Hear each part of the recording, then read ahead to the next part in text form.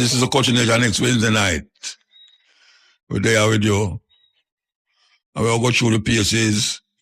We have the interviews and we'll take the call them. We'll continue with Zana Romeo. This is a child of Max Romeo. As we are talking about, if anyone notice we are going in the earth,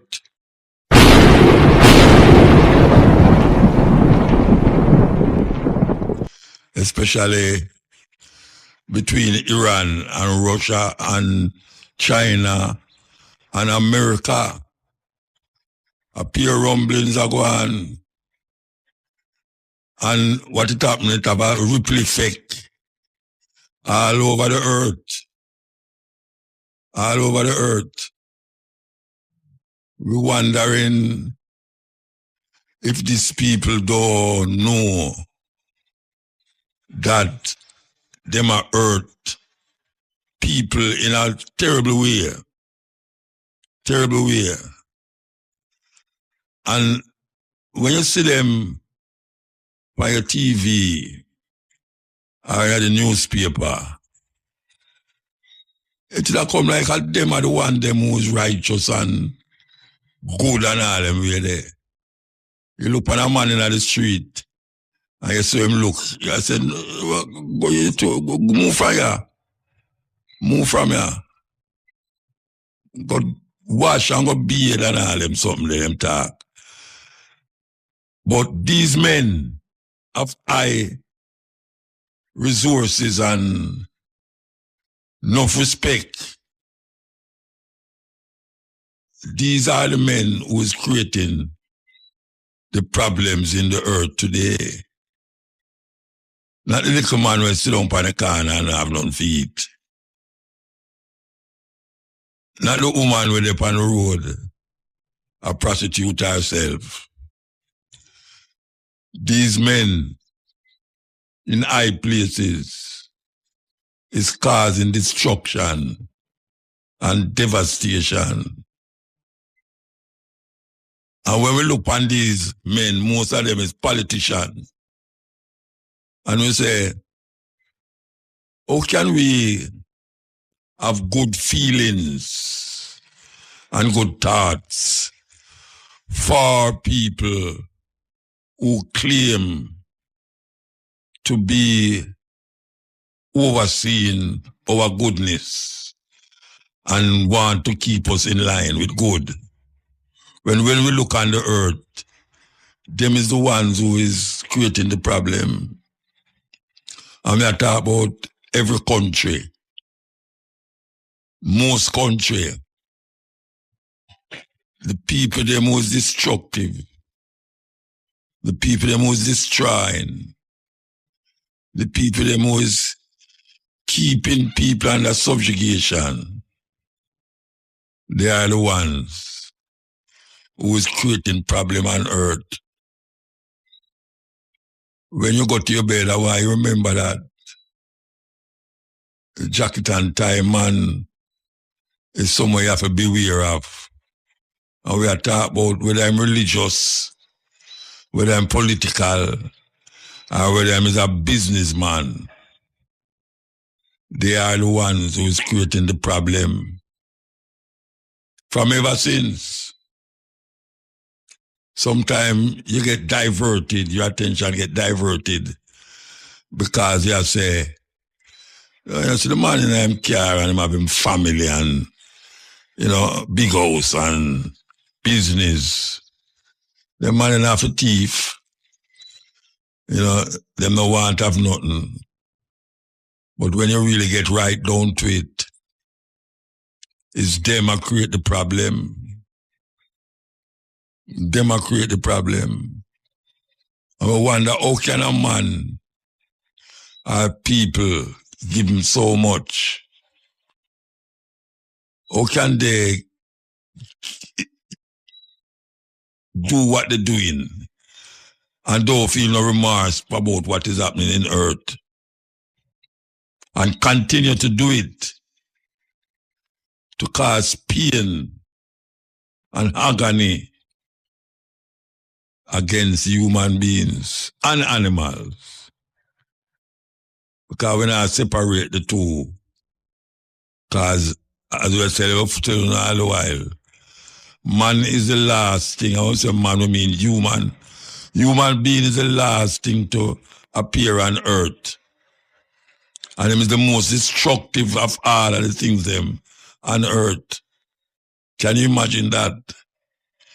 The last thing on the planet is creating more problem than every other living creature, every plant, everything that exists on the planet Earth. Human beings is the most destructive of all of them.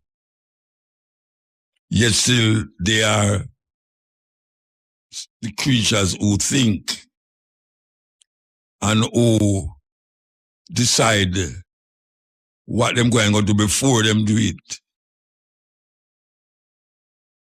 They cannot be trusted. Animals can't trust them. The plant, them can't trust them. And them can't trust one another. What a terrible thing that. What a terrible thing. How are we going to get in line with the goodness of creation?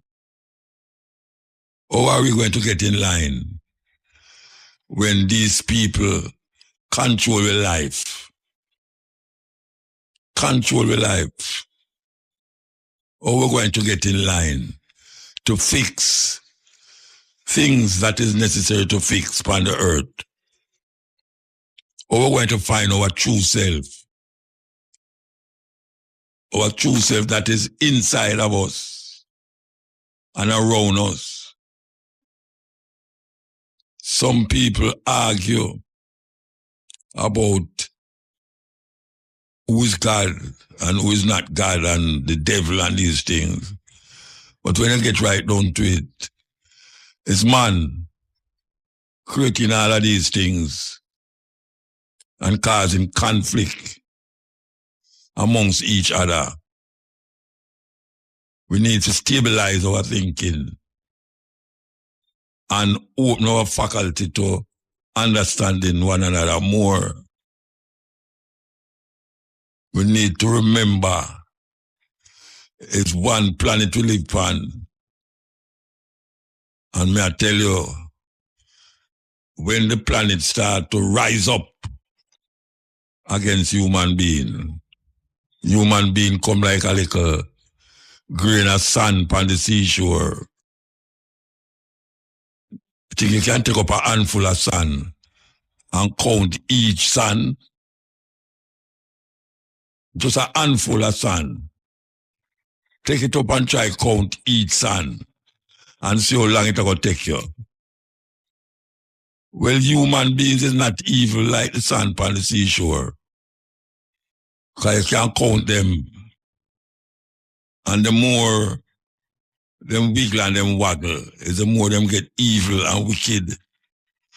That even the very sea, and the very plant life, and the very animals them, sometimes have to turn against them. Because them is the enemies of this planet.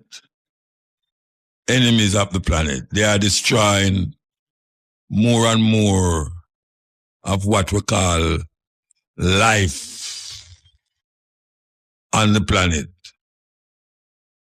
We need to wake up. We need to wake up and stop feel that because a man is a politician or a preacher, he have more validity to life than you, who we would call wicked, or sometimes maybe call you ungodly. We have to really figure it out. We have to figure it out. Because them not working in the interest of you or me. Not working in our interests. So we have to find like minds and work with like minds to make Earth and even your environment that you live in a better place for all those who's in that environment. You know, this is the period 1966. Selassie came to Jamaica, spent 2 or 3 days and then fly out. And also went to Trinidad. And from that time until now, we in the Rastafari community, as always, keep that visit in our soul as part of the validation of the emperor as our king. As Leonard will say, we know nothing with the King of England. We are dealing with the King of Ethiopia. Now, from that time until now, we have been commemorating the visit. And this year it will be no different. We will be commemorating the visit of Haile Selassie to Jamaica. On the line here we have Mitzi. Mama Mitzi, we call her. Good night. Where you laugh? Greetings, Musa. Where you laugh? No, we give thanks. We just feel happy. We're happy to hear your voice and we're happy to be on. No, you hear my voice all the while, but you giggle a while ago because I say, wow, Mama Mitzi. Yes, sir. Give thanks.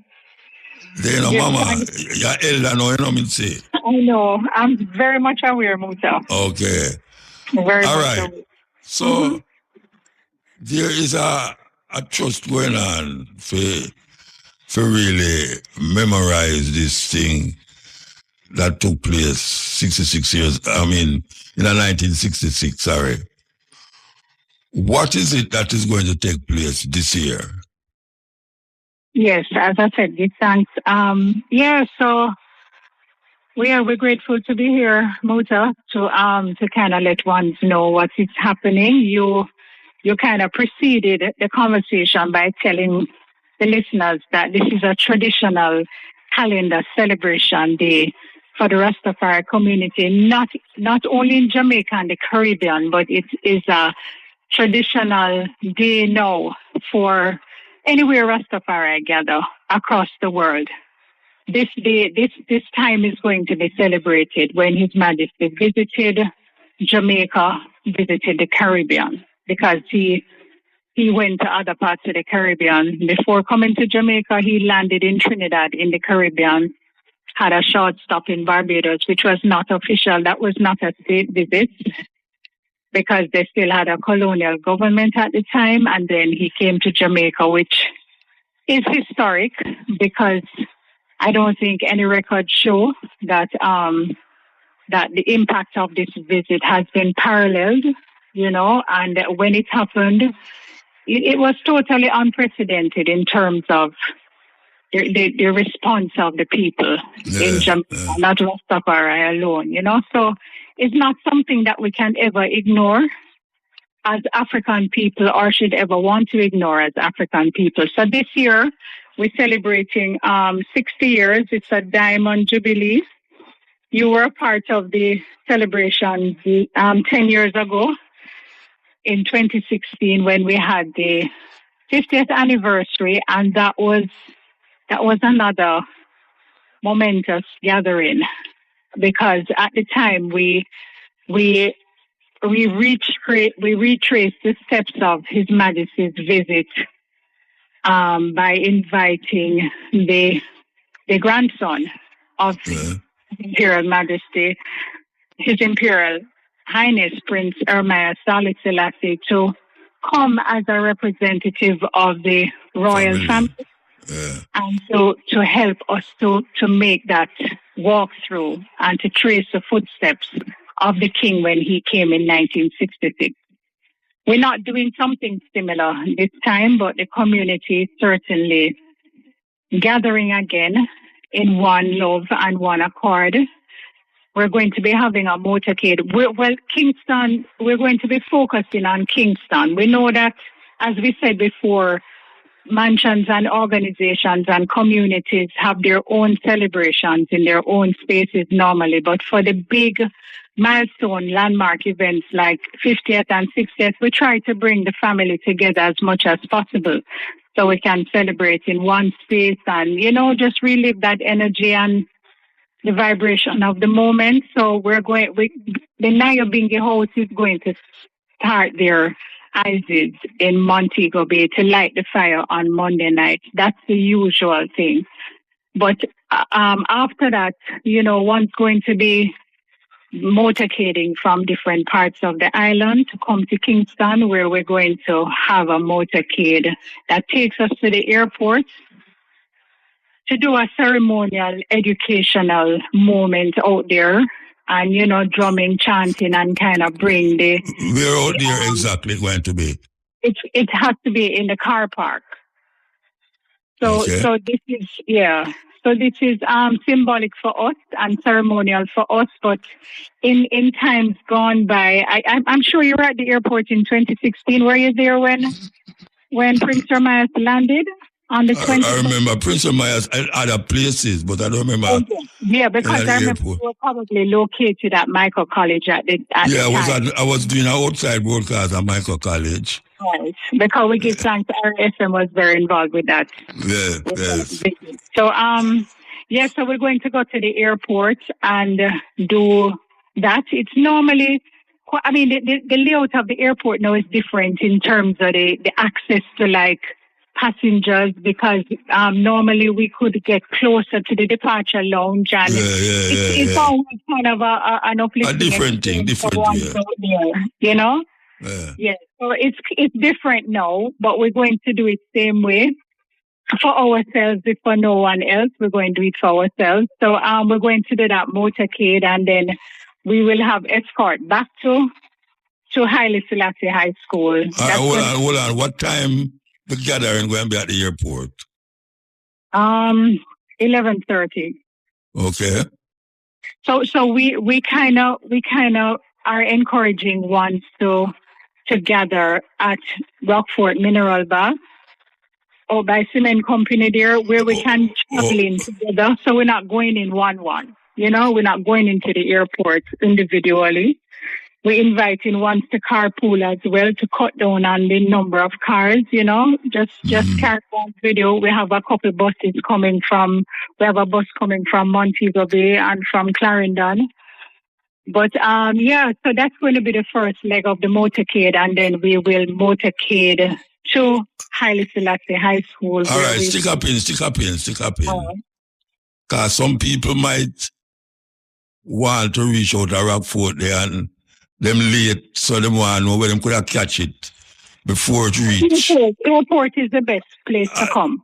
All right. Yeah, so if you don't reach the airport, that may say if you don't reach a Rockfort at the airport. But the school is not going to be a long stop, because our main stop is Louis Bennett Garden Theatre, where we're going to be having a full afternoon into evening into night, straight up to morning. Oh, yeah? We're going to be chanting ISIS till morning. Ronnie Williams. Until Ronnie Williams in Louis Bennett Garden Theatre. Louis Bennett Garden Theatre. So that is something that we're bringing.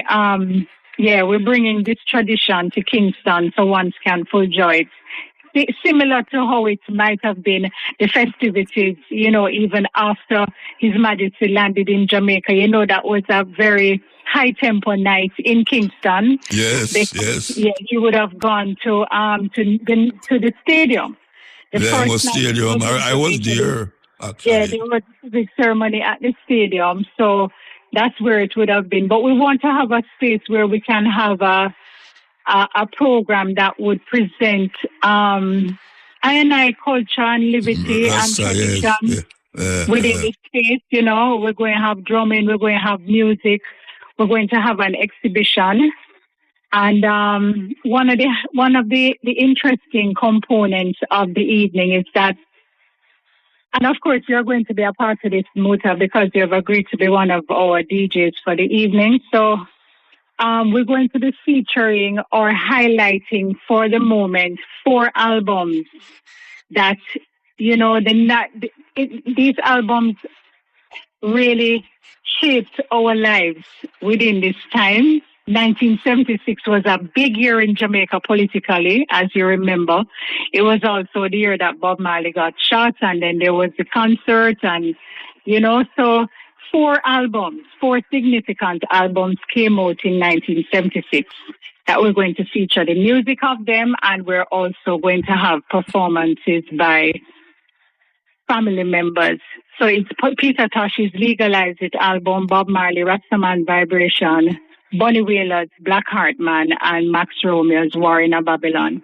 Okay. So Max Romeo's son is going to perform, Andrew Tosh, good choice, and Naki Wailer, and one of the grandsons of Bob Marley.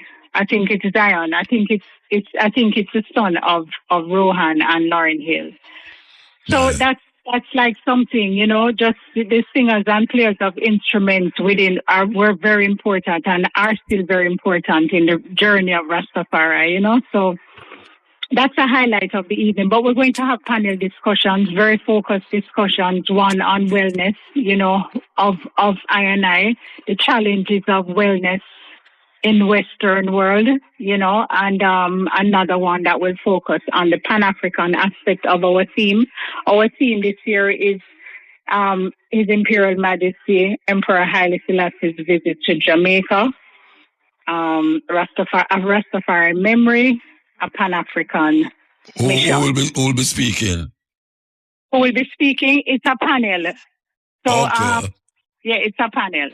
It's there not was like panel of speakers. Who was the speakers? It's a panel of speakers, but I don't want to call names right now. Okay. But we will hear about it closer to the time. But we have had full commitments, but we haven't had full commitments from some of the ones that we really want to be a part of this, you know? Yeah. Another thing we're going to be doing, we're going to be bringing our dress code to the stage, because Rastafari has had, especially the Rastafari woman, you know, we have maintained a dress code right across our community, no matter where you go. If you go to 12 Tribe, you know, an event at 12 Tribe, you're going to see the women dressed a certain kind of way. If you go to Bobo Shanti, Naya Bingi, School of Vision, you're going to see. So we're going to be presenting our dress code, a journey of our dress code. Hold on. Somebody just WhatsApp me and ask me what date going to be again. So it's Tuesday, April 21. Okay, all right, yeah, all right. So after we leave Haile Selassie High School, we're going to take a route that will take us just past King's House and then bring us back down to Louis Bennett.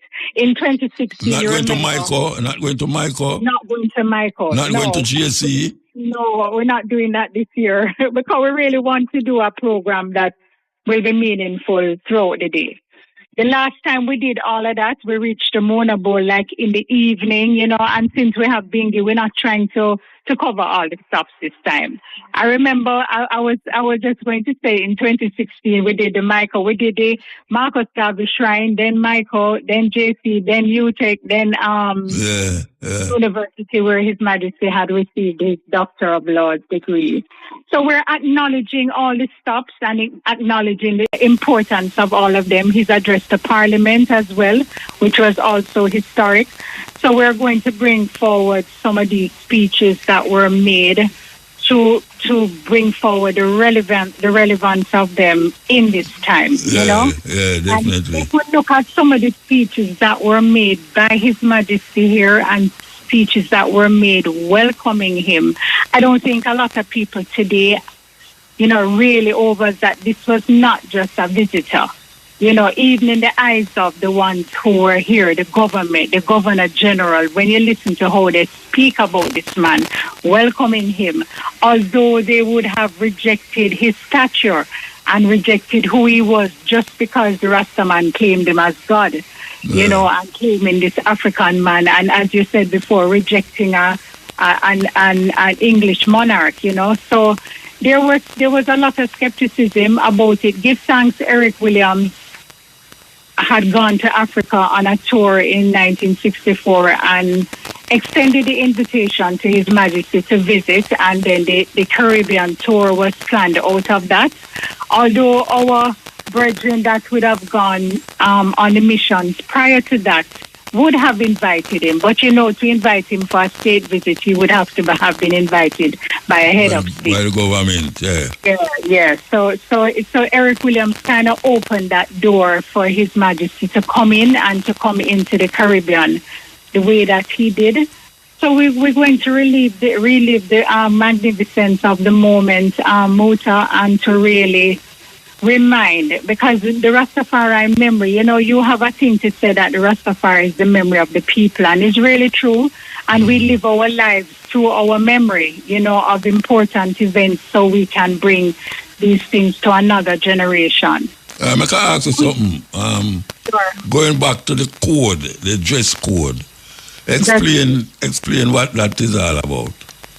Well, our dress code normally, like going to a bingy, the Rastafari woman's dress code especially is very modest dress. You know, normally we're covered, and we wear skirts or dresses, and we're covered, and normally we cover our hair as well.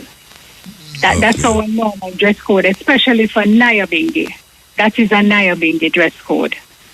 So it's not something that everybody upholds, but that's what we uphold. And, that's what we're asking people to just come dressed modestly. We don't need to see women in pants that day. You know, just come and full joy a different kind of experience. You know, there are people go to church, them have dress code at church. Well, I guess they don't have it anymore, because it look like everything goes in certain places now, but I see that I go amongst the Rastas, it's to them too. It's true.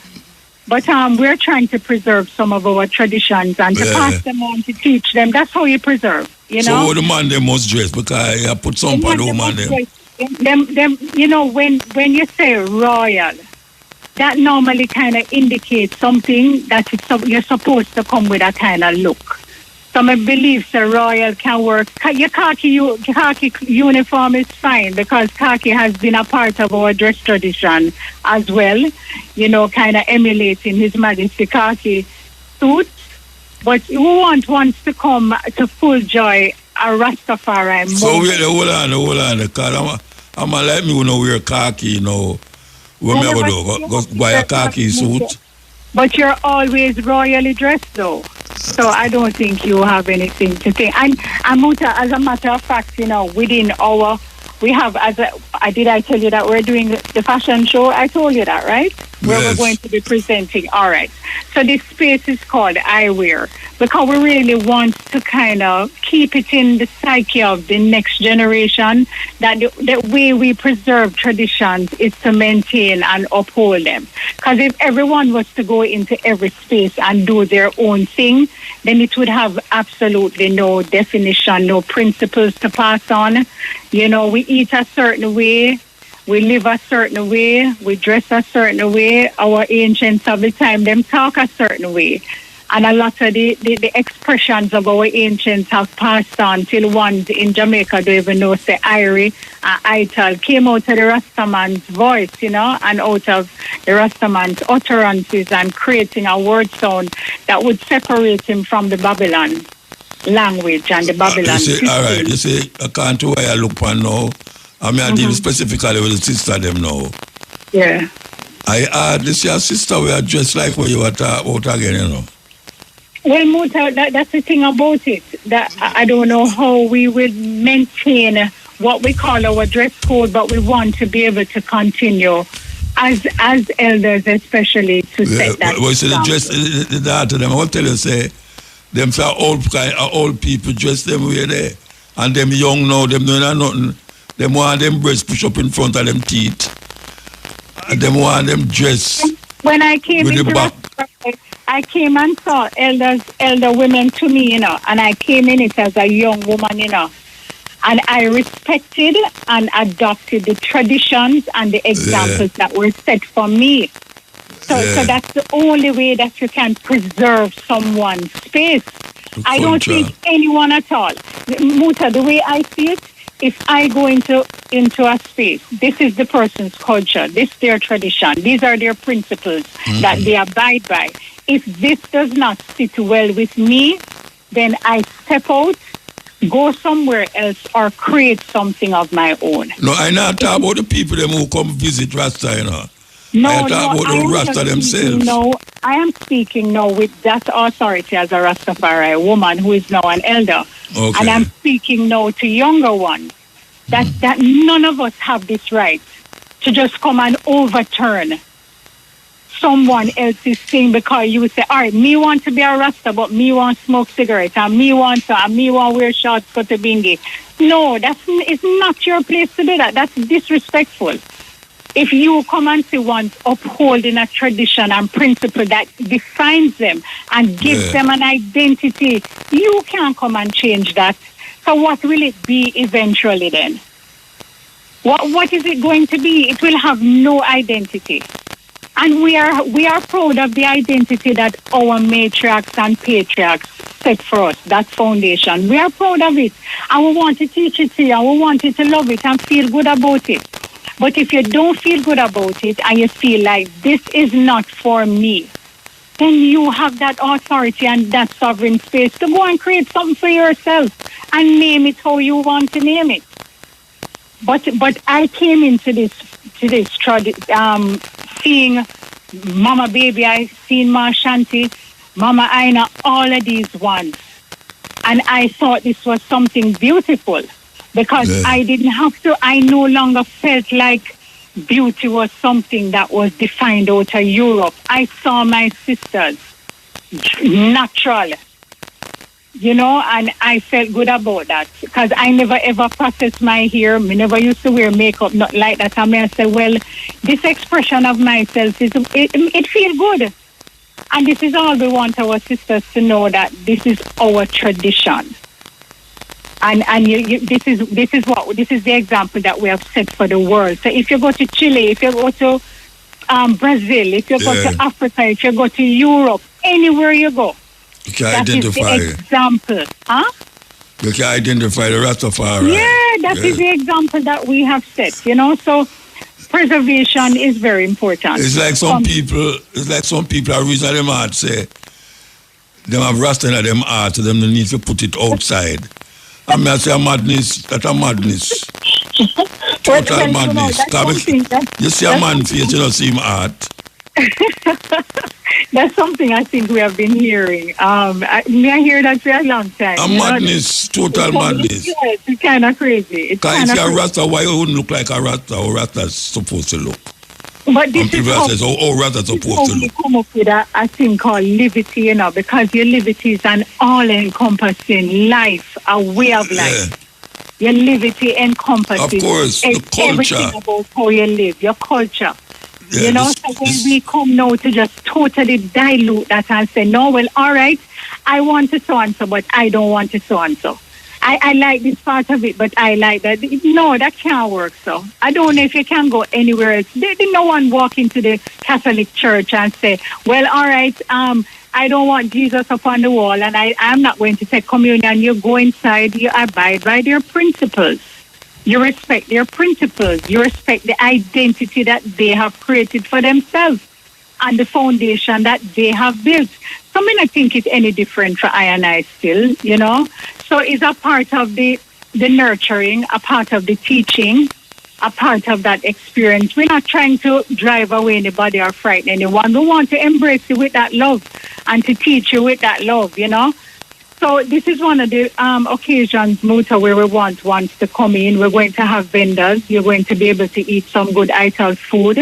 You'll be able to see Rastafari art and craft on sale. Our original artisans will be there, so we can full joy that experience of our liberty. We're going to be on showcase. We're going to be on exposition, and Yeah, we're inviting ones to come and enjoy the day with us. That sounds wonderful. So, visit to Jamaica, the 60th anniversary. This is at the Louis Bennett Theatre. Garden Theatre. We're hoping to start that program at 2 o'clock. And it will go straight up to morning when ones will leave out and, ones will trot forward to Montego Bay where we're going to have ices until that will seal up on the Monday morning. Okay, so also not drive to Montego Bay too? Yes, well, yeah, because Montego Bay. Yeah, the 21st is going to be focused in Kingston. So we want one to come and enjoy the moment with us in Kingston. It's a pity that I'm not train again in Jamaica. Yeah? Don't it? So we're going to have our fire as the center element of what we do at a bingy, and ones are able to kind of learn the different elements of the bingy and learn a little bit more about the drums, our sacred drums, and learn a little bit more about our chants, why we chant, So it's going to be a fulsome experience, Muta, and we're inviting ones to forward.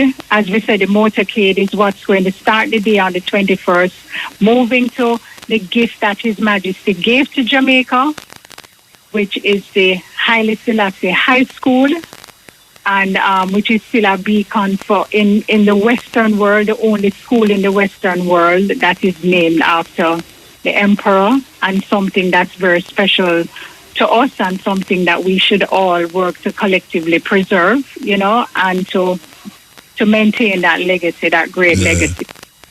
Well, so we're looking forward to all of that, Muta. We're looking forward to that coming out on Tuesday, Motorcade High School. But we're going to be putting out something. We put out an original flyer that would announce what is happening at Louis Bennett Garden Theatre, but we're going to put out something, hopefully by tomorrow we can circulate, that kind of give a more detailed account of the program for the day. What happened the whole day. Yes. All right. Well, give thanks. Give thanks. Yes, sir. Give thanks to for. You have to remember something. If you don't remember something you want to know, you better say it no, or else. You want to bed. No, I don't think so. I just want us to be on time because we have some very special things happening, during the course of the afternoon. We have very, very special things happening. So we want ones to come on time, leave work and come to Louis Bennett Garden Theatre. It's a celebration of Emperor Haile Selassie's visit to Jamaica. It's a Diamond Jubilee. It's 60 years since the king landed there. It's tribulation, holy tribulation, to a lot more triumph, a lot more victory in this time. And we're celebrating and we're remembering. Like what have you upon the phone, because I don't usually have you upon the phone. Mm-hmm. The Prime Minister of St. Kitts and Nevis declared that Rastafari in that country should be legitimized, not just through word, but in the Parliament of St. Lucia. Sorry, not St. Lucia, in Nevis. Thank you. St. Kitts and Nevis, yeah. It should be legitimized as something of value, religiously and culturally. Mm-hmm. After we hear that, we hear something come out, I don't know who said, that has been done in Jamaica already by the government. You know if that been done by the government in Jamaica? No, not in the way that they're proceeding to do it in St. Kitts. Then why the hell they must want to say that? Where them take man for that? You know, Muta, I saw this cartoon come out at the same time, and I found it very interesting. You saw that cartoon from? No. From I want to just remind you what it is, because I found it very interesting. That let me see here. I All never right. see the cartoon. So it says we're first, St. Kitts is saying we're first to recognize Rastafari in the region legally. And this must be our government saying, not true, we're the first. And the Rasta man said for years, Rasta have been persecuted. No, them fighting over I and I. It's a thing, that of course Jamaica would want to be seen as the administration. The government of Jamaica would want to be seen as the administration that will recognize Rastafari in the Dangerous Drug Amendment in 2015. I think that was the first time that we were acknowledged in terms of our use of herbs. But it's not the use of herbs we're talking about. No, it's not. No, I'm just making reference to that. Yeah, I'm just making reference to that. But, the RMO did a response on Kabut's program on Sunday that I thought that was read by Natisa, that I thought was very solid, and really pointing to the areas that you can't claim to have done. Muta, something happening here with my phone. Well, hello? Look here, it don't sound like something happened, but look here. Last week, Thursday, I was talking about it, and I say, the culture of Rasta is the most potent part of Rastafari. And most of the things that Rasta use as a cultural expression, the society don't agree with it. She gone? She gone. I thought dead. Dead like a doornail. Yes. The argument about recognizing Rastafari, the most potent thing in Rastafari, is not the religious concept of Rasta. It's a cultural concept of Rasta that most people now will embrace the culture, but them not expect them not surround the religion. And when I look at how the society treat Rasta, it's the culture them fight against mostly, I mean, apart from them, I say, I Selassie had this, I Selassie had that. And we are idiot because we are talking about I Selassie and all them something there. When you look at what Rasta give Jamaica culturally, it's unique. It's unique for people domicile upon this farmer slave plantation island here. And out of the jungle heap, out of the sufferation and the trial and tribulation that Rasta go through, we could have rise above that and become such a light, a beacon, a hope to the people inside of Jamaica who want to see it and accept it. I never hear no politician get up in a parliament when I talk about the declare ganja, because the reason why them hold on upon the ganja apartheid is because the big guys them are invest and have investment are put in it. They want to legitimize it for another purpose. Them not legitimize it because of a cultural expression of Rastafari. Them are legitimize it for a money venture, making money out of it. And when you talk about the money out of it, it's not Rastafari them including the money out of it. Because them still say Rasta are mad people because them are smoke ganja. So them come up with that thing named medicinal marijuana. So them why you deal with now the medicinal marijuana and don't deal with where you call now your sacrament. That is the problem. And I don't hear no government in a Jamaica rise up and declare that. I don't hear them talk about the locks like oh Rastafari hold the locks in relationship to being a part of them cultural expression. The cultural expression of the locks define Rastafari more uniquely than anything else Rastafari do in Jamaica. The culture of Rastafari, let me say it again, is the most important part of the manifestation of Rastafari in Jamaica. That it make the whole world have to stop and figure out them head and scratch them head and say, who are these people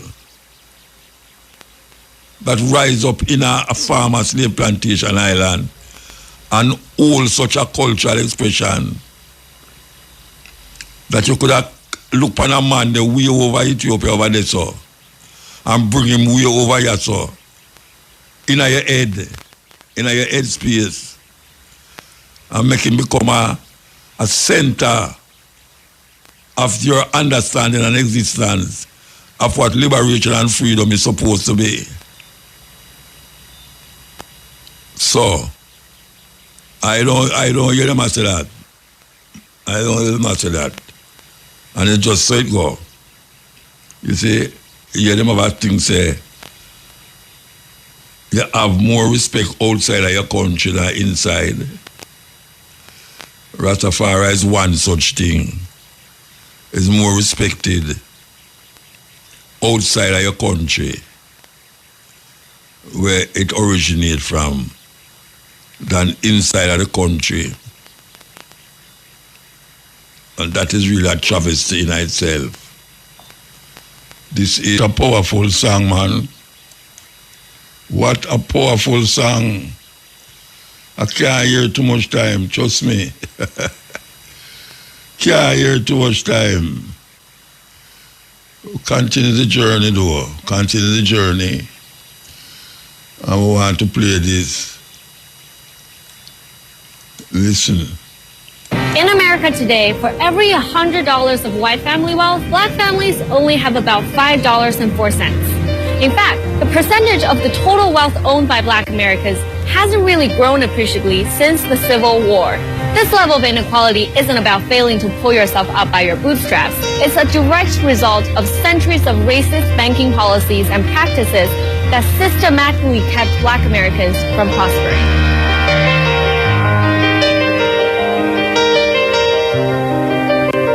After emancipation, President Lincoln approved reparations to help former slaves transition from being treated as property to owning property. Each family was supposed to receive 40 acres and a mule. But after Lincoln's assassination, that order was reversed by President Andrew Johnson. What the free slaves did get was a bank, the Freedmen's Savings Bank. Over the next decade, former slaves deposited their hard-earned wages, more than $75 million, into this bank. But it turned out to be a one-way relationship. The bank's white management refused to give any loans to its black clients. Instead, they lost nearly half the money on bad investments before the bank closed in 1874. The federal government failed to hold anyone accountable for this loss. Soon after that, Jim Crow laws were enacted across the South, and owning land became even less attainable for black Americans. In the 1930s, President Franklin Roosevelt's New Deal helped create a new middle class, but it also further cemented the racial wealth gap. With the help of the federal infrastructure, tens of thousands of banks and credit unions were created at this time to issue mortgages that, in effect, all went to white families. During this time, neighborhoods were explicitly zoned to reinforce segregation, and those in black neighborhoods were denied mortgages. These policies essentially helped create two separate credit markets, one of the affluent white suburbs and the other of the black ghettos. This is law professor Mirza Baradaran. She wrote about this history in her book, The Color of Money. The segregation of our banks and our neighborhoods and our mortgage credit, it was a partnership of banks, homeowners who didn't want to live in black areas. It was realtors who wouldn't sell to blacks. It was the market deciding that a white neighborhood was worth more than a black neighborhood. It was the regulators not stepping in. It was the legislature not stepping in. You know, it's not just a clan that did this. You know, it was a whole American society. Civil rights leaders recognized the fundamental economic injustice and proposed bold solutions, including integration, reparations, and land grants. But once again, at this fork in the road of American history, the nation took the wrong path. Instead of going forward with any of these radical solutions, President Nixon proposed black capitalism, a series of policies that encouraged black entrepreneurship and asked corporations to voluntarily support black-owned banks. This policy paid lip service to closing the racial wealth gap, but in reality did nothing to fix the underlying problem. Variations of the toothless black capitalism policy have been carried on by every administration since Nixon. So we never fixed our legacy of Jim Crow, white supremacy, credit discrimination, all of these systemic problems, and to put a little Band-Aid on it and say, okay, well, we'll celebrate entrepreneurs, black entrepreneurs. That's not the answer. While U.S. law banned explicit racial discriminatory banking in the late 1960s, racism in the industry is still alive and well. In the early 2000s, federally regulated banks and other financial institutions profited from selling many subprime loans, which charged higher interest to compensate for higher risk of default.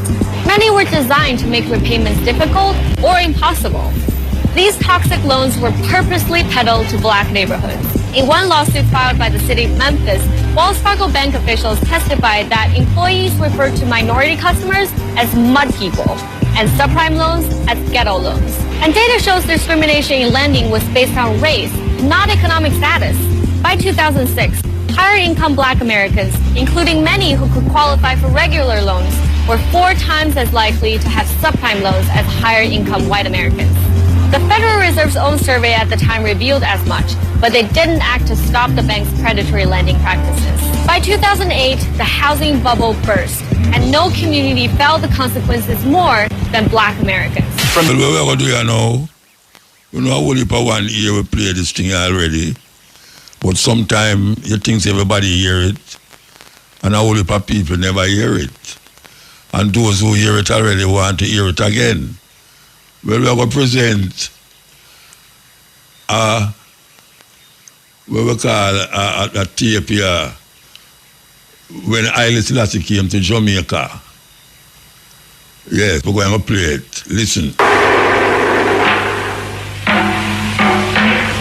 Undaunted by the driving rain, a sea of faces awaited at the Palisados Airport the arrival of a living legend.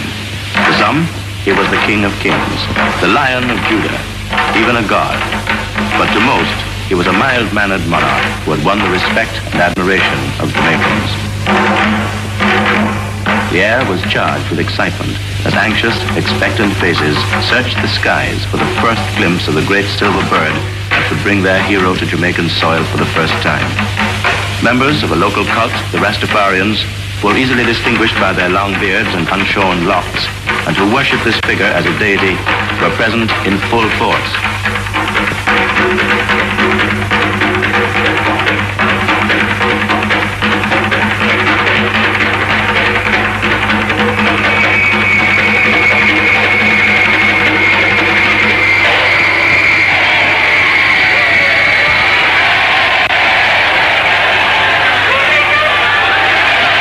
The most rousing, boisterous, tumultuous welcome ever given to any visiting or local celebrity, His Imperial Majesty Haile Selassie I, Emperor of Ethiopia, arrived.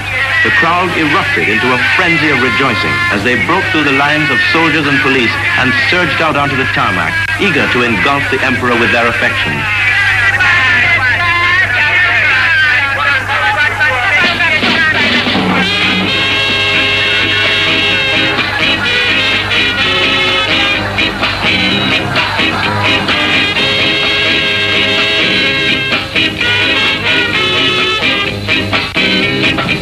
The ceremonial welcome that was planned had to be abandoned as the avalanche of men, women, and children swept away all semblance of order.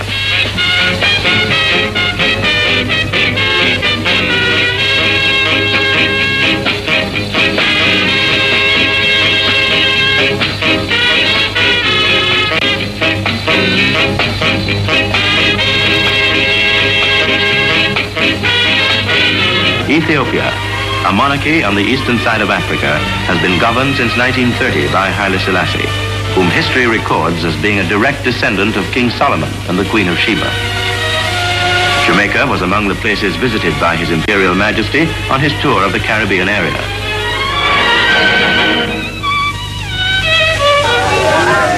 Huge crowds jostled for choice vantage points all along the route in the hope of seeing the emperor.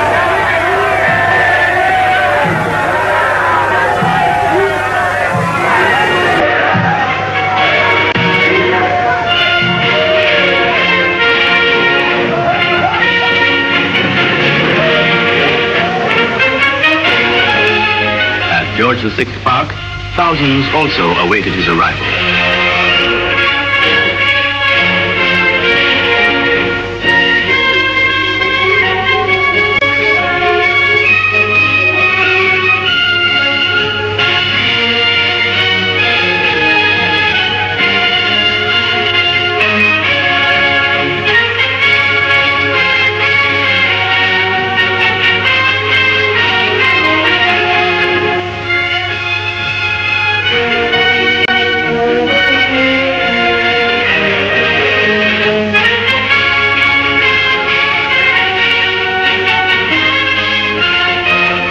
To the cenotaph, His Imperial Majesty laid a wreath in memory of Jamaicans who gave their lives in both world wars.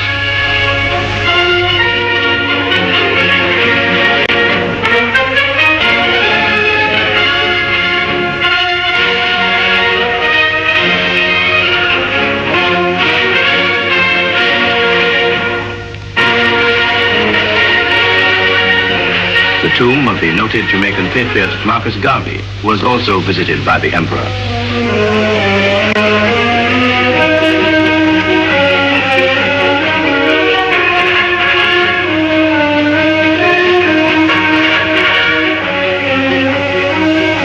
The royal party next drove to Jamaica House, the official residence of the Prime Minister, the Right Honourable Sir Alexander Bustamante.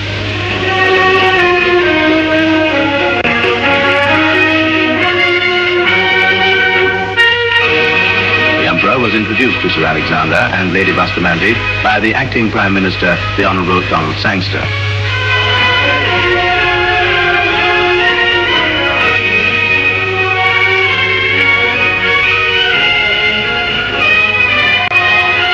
The National Stadium was the scene of the civic welcome extended by the government of Jamaica to His Imperial Majesty.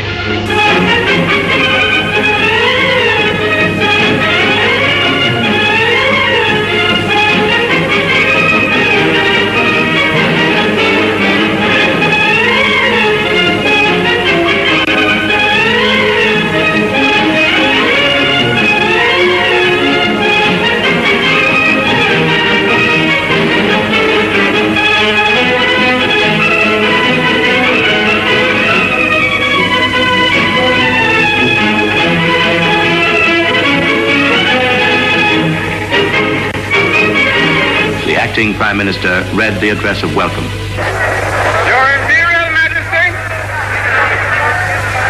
I have the great honor to express to you, on behalf of the government and people of Jamaica, a most warm and sincere welcome.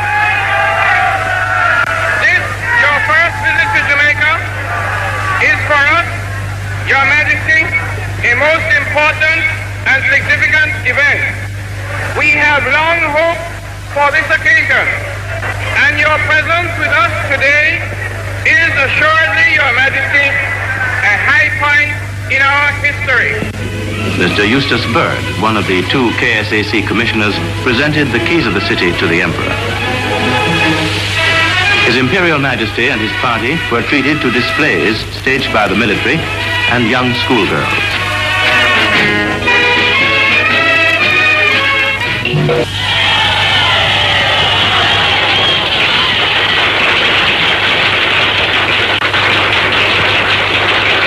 The next stop for the royal party was King's House, the official residence of His Excellency the Governor-General, Sir Clifford Campbell.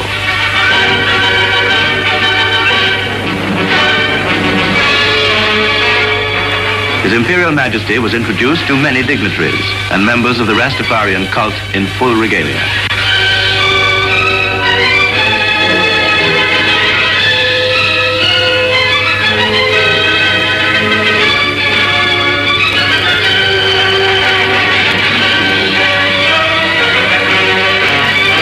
The Emperor afterwards presented gold medallions to the Rastafarians.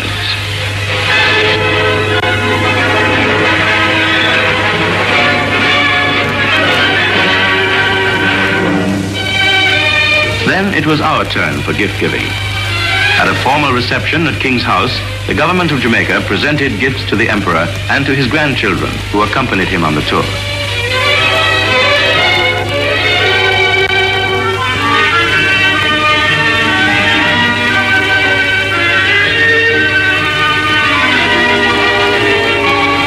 Flanked by officials of state and the military, he was escorted across the lawns of King's House.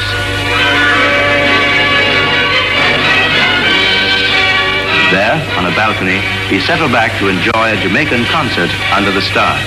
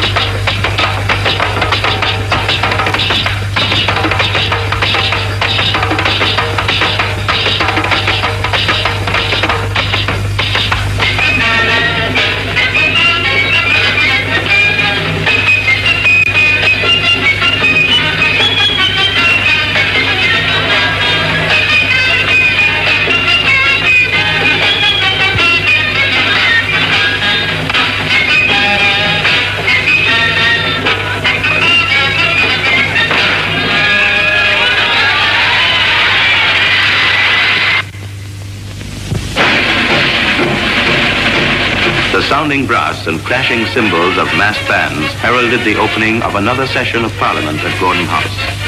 This session would be addressed by His Imperial Majesty.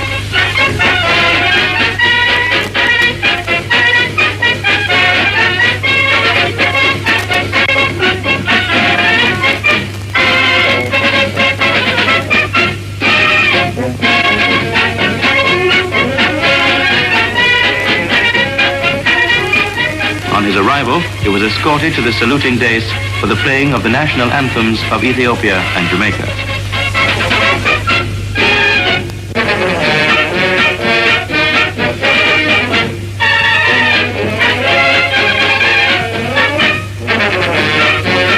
He was then ushered into the council chamber.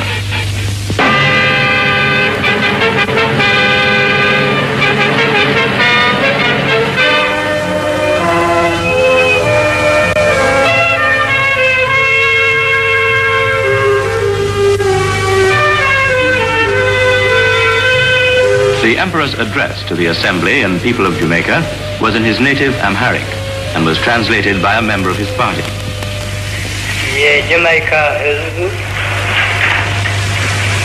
I had always wished to come and visit Jamaica. Now, thank God, this wish of mine has been fulfilled. Upon arrival to Jamaica, I have seen more than I had expected. I have seen the progress of the people, and I have seen their determination to march forward in unity towards greater progress. I have also witnessed personally the extent of the feeling of the Jamaican people to the Ethiopian people. Again, I wish to take this opportunity of expressing my thanks to the government and people of Jamaica for the fraternal reception that was accorded to me.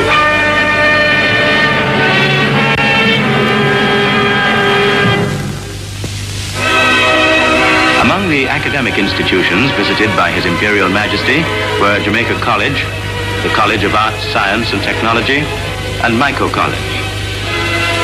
And here at Mico College, one of Jamaica's oldest teacher training institutions, he was met by the principal, Mr. Glenn Owen.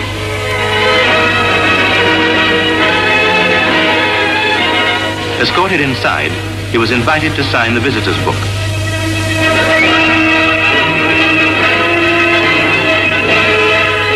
And a gift was presented to him by one of the pupils.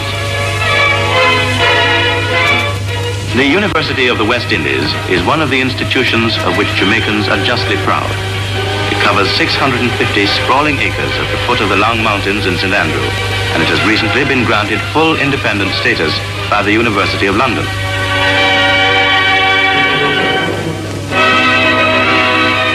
Members of the faculty, student body, and prominent citizens gathered to witness the ceremony in which the honorary degree of Doctor of Laws would be conferred on His Imperial Majesty.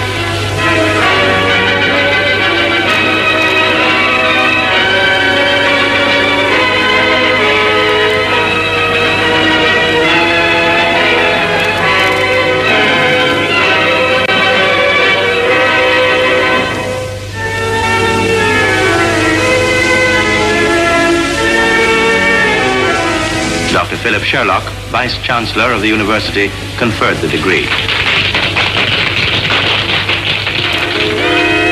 The Emperor's reception for the Governor General and people of Jamaica was held at the Sheraton Kingston Hotel.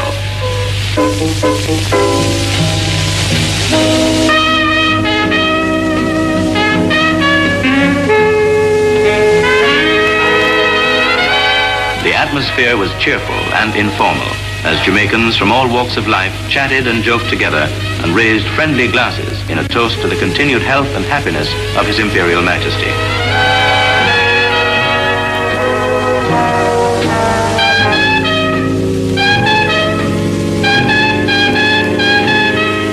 As a personal gift, the Emperor entrusted to the government the funds to erect a school. At the chosen site on Payne Avenue, hundreds gathered to witness the stone-laying ceremony.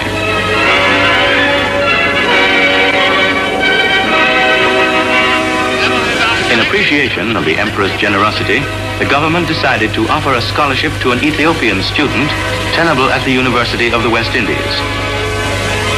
The foundation stone was laid by the Emperor himself.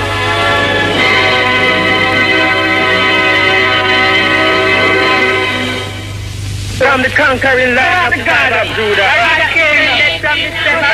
Chanting, placard-bearing Rastafarians swarmed all over the Kingston railway station as they awaited the arrival of the Emperor.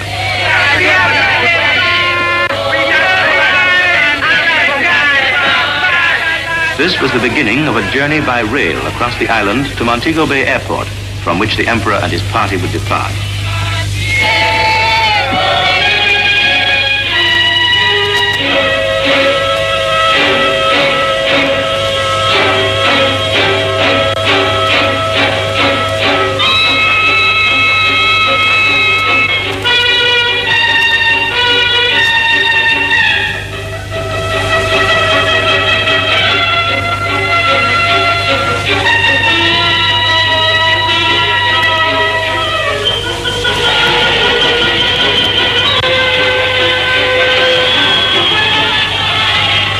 The train stopped briefly at Spanish Town, but the vast multitude, carried away by emotion and enthusiasm, broke out in a wild free-for-all in which several persons were injured.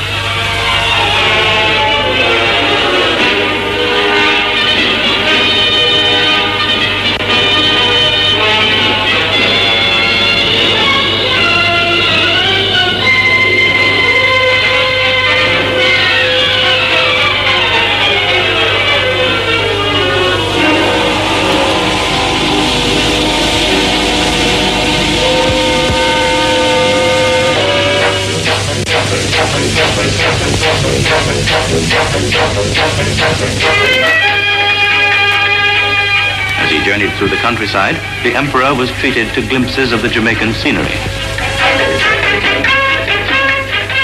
His Imperial Majesty made several stops at various towns along the route. Some of these included Denby, Williamsfield, Magotty, and Montpelier. There he met both prominent citizens and humble folk. He also saw something of our rich heritage of folk dancing.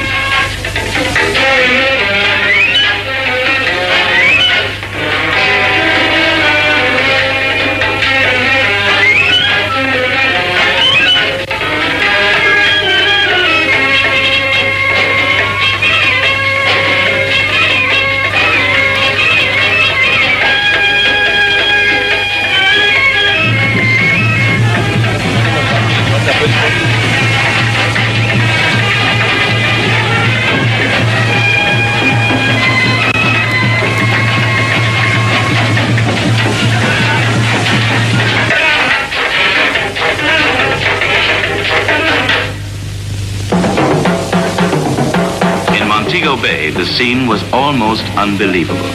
10,000 voice of 10,000 lions.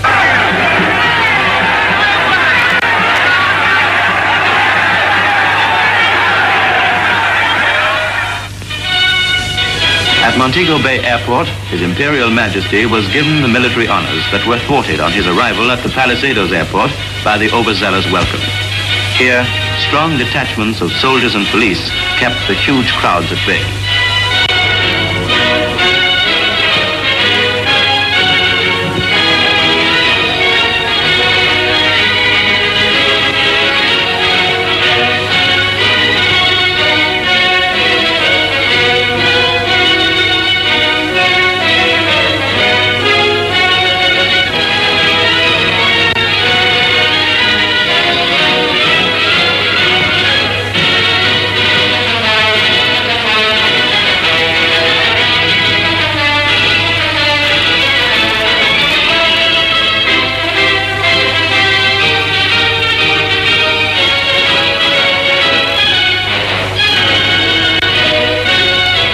The time had come for us to say goodbye. The Emperor had spent 3 days with us, yet it seemed but a few fleeting moments. Haile Selassie, Emperor of Ethiopia, descendant of Solomon and Sheba, had touched the heartstrings of Jamaica as no other stranger had done. He had generated a tidal wave of emotion that had swept the length and breadth of our island and engulfed people with an enthusiasm and affection never before witnessed in the history of Jamaica.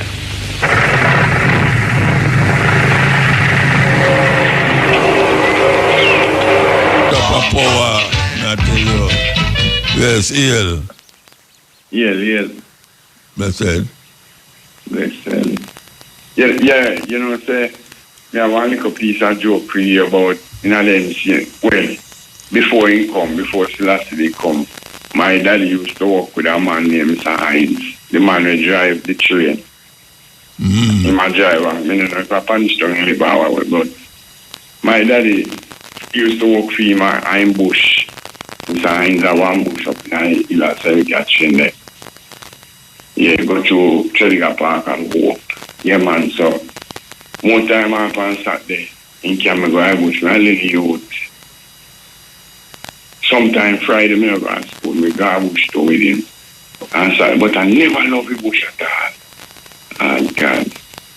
But anyway, he said, he might tell, he might Mr. Hines attack, and he might say, Selassie, I go come here, man, on a time.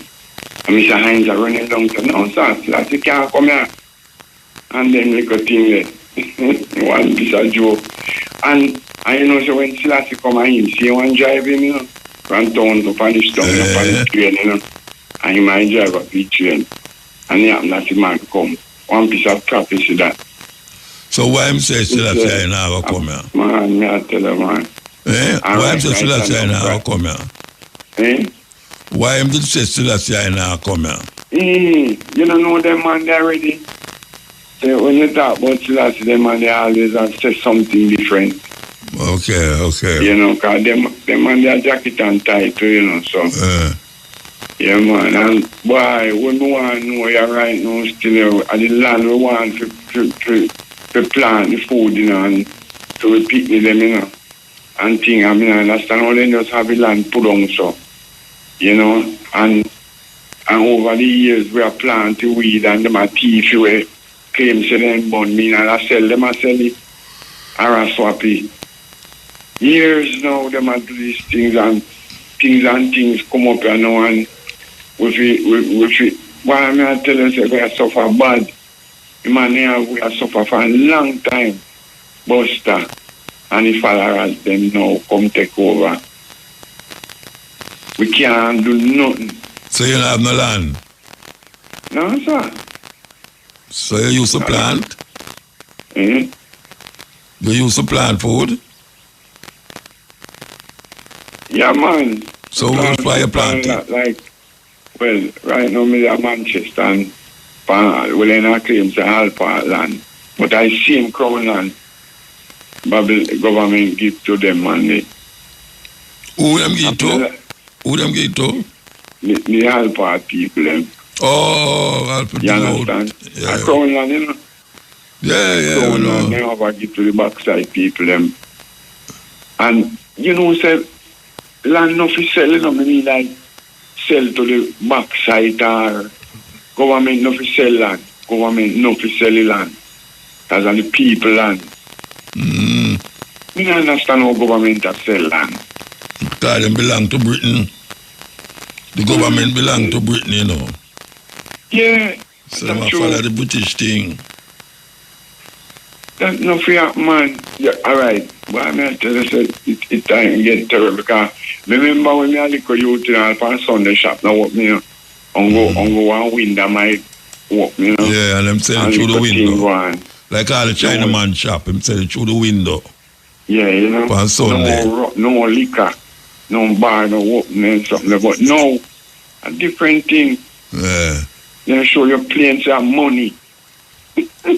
Yeah. And they know we enough to get none of our money. And just them. Yeah. I don't want to tell them, say, them a chat about, them better line up for Pinnacle, you know, for restore Pinnacle, you know, because me I want my siblings from Pinnacle, you know, want to land back, you what to oil, what is? This what to oil. You know, say, my parents, I'm a leader, man. When Buster run them from St. No, I think you say you're one of the family, man.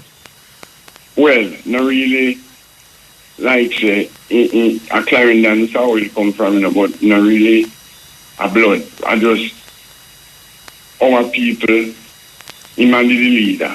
Through people, you know. Yeah, from St. Thomas. My mother and father traveling with him. And Buster did tell them to come out of St. Thomas and find somewhere in the west to go. Within a Rasta. And you know, me glad for a St. Thomas have the leading Kumina. Me say me love that, you see. And a St. Thomas he run them from claim say, like the St. Thomas of him. You know what it is with these people then time, a bad mind, you know. Bad mind the man, because he can't get the amount of people where oil I get. You know, so he just claims them and run them out of St. Thomas and then find somewhere in the west to go. And the man settle up in the club in a down in a St. Catherine up in a them way there. Go to Waterloo and go up them place there. And still let him find the man up there so. And the man in battalion and then come beat him out and me say in I camp, my mother tell me story now, me just come like me did it. He real. Yeah, man. The people, they raid them early morning time. Yeah. Get all some people from up by Waterloo, John Public. Follow them. He come like say them I work with the police. And we are one them I tell them say, you know, this time it's a different, you know, because they follow them and I raid with all the people them and you know, so they are all thief people and bad family them they them pick me now while school. The John Public people thief them. All for sitting in thief man from up Pinnacle when police come raid. Police and do this and do that and people are thief people and that my mother tell me say if you see the dust in a camp we run up and down and go on. Dust and them light and burn. Burn up all the man papers them in a place. Because man having a field land and all the people and get together and show money, you understand? And you go deal with the payment.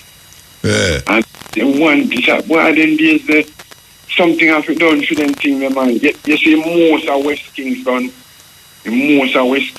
people and Coronation Marks and all of them places, most of them people are Pinnacle people, you know. I do everything then you know, because back in the time the people and shame. Then shame to say them are Pinnacle. Then shame to say them come from Pinnacle. And then you have the shame and afraid to come man and beat. Beat you. The same man that used to cut off Ratalax. I want you. Mr. Man. Spanish Town Road there. Yeah. Then my mother tell me say then when they left Pinnacle, she said they have Pinnacle and then go all a Spanish Town, go shop and so. Because the most, and the whole bad thing and go shop, you know, because they have food, they have everything. A Pinnacle, they only have, they don't have salt. And then use cane make sugar. And clothes and so. then go and punish down. And when we say Rasta, I know locks. Yeah. You know, because Raya Kobe River did they wash, then clothes and then ear. And when you see woman, them are afro. You see me love to see the afro round and nice. And the man then comb and beard, go right down so and look nice. And when they go and punish down to the shop, you know say people use glass bottles and share with people and police the punish scene and want to leave the people and then he put in your nose and say, shave them. You see, police we say last week I said, then can't last week I tell them. Eh? I mean, no brethren where people all and cut out them locks with buckle. Yeah. I mean, I tell them, Spanish Town Road there, I know that. What's there? When it then locks, that time a locks time. Up on Pinnacle, the master, no, I will not really entertain the locks. Yeah. Rasta did just come, you know. Yeah, like Mystic Revelation. Yeah. Them no locks, yeah. Yes. You know, when Rasta just come, 9:30 there. Yeah. And Rasta, he come all about over like that. We have to cut a break, we have to take a break, you know. Yes, yeah. Nice, Muta. Listen, man. Pleasure again. Muta, you say this Rasta thing and Buster thing. You say the problem is a true Buster go to England, go plan with the English people and fail to keep down black people, and then Rasta come now and speak the truth. So it's like two entities. So through Rasta speak the truth now, him just have to have the force to fight against Rasta. Because when me a boy, when me hear about black heart man and as they say, Rasta them a talk about, you know. Yeah. Everything negative was Rasta, but when me realize Rasta, I talk about black power and them things, I realize Rasta the truth. I no sad, no eat this, no eat that. I'm come and live now as a youth come say all of these things I kill off black people, I give them heart attack, I give them cancer. And then the same hypocritical people where they are fight against and support it are that blacks now a cemetery that put locks in that time artificial. I put locks as stores. Look, how them lock up Bob Marley, look how them lock up Peter Touch, look how them broke up Peter Touch and look how them do to Bonnie Wheeler. Look what them do to you. And you beat Rasta with iron and have water wash them off. Yeah. I tell them out as a youth, you know. Them with curfew I hear I'm a pass and see the soldier I use a being it. I cut the man locks now. And I did him in a chop and see the man, you know. And when I look for him, I say, no man, Buster talk about set my people free and I will die for them. I say them people are really take black Jamaican see that, you know. Just like that in charge of the road where I talk, I tell them what to do about them and leave. But no, because Jamaican, as I said, most of Jamaican people are not saying they must behave like them have sense. After you Jamaican have sense, when last ever say anybody go out there go stand up for anything when they believe in. I say, what going on in the world, the people must move like it's business as usual. Every day things are raised. Every day everything they oppress the people and more and more. How them do? I move like a business as usual. I'm going to tell the youth, so no, quick for run go for the gun for kill a black man, but not quick for run go for the gun for do the right cause. Or not doing it. Take black people feel that one black heart man and take out that and when you see jail come, you delegate your fly going. And who are the real terrorists? The same thing with Iran and Israel and US. US and Israel are the biggest terrorists in the world. US drop nuclear weapons on Japan. And you go up now, feel so United States are the vanguard, the people are the Messiah. Same thing I'm to Selassie. And I go, Rasta, you got dead. I mean, I look for him and I said, one of my customers said, Rasta got dead and Jesus Christ died. What really are going on? And the more you grow up now and realize that them people are just designing the thing just to keep when I see the only difference is them take out the shuttle. And Rasta come and educate about that and we have to do them that. Tell me now, why is it that our food paying shed ground we have to buy land? And the amount of land we sell, how Jamaica can't come out of them problem. Or we still are living in a squalor motor.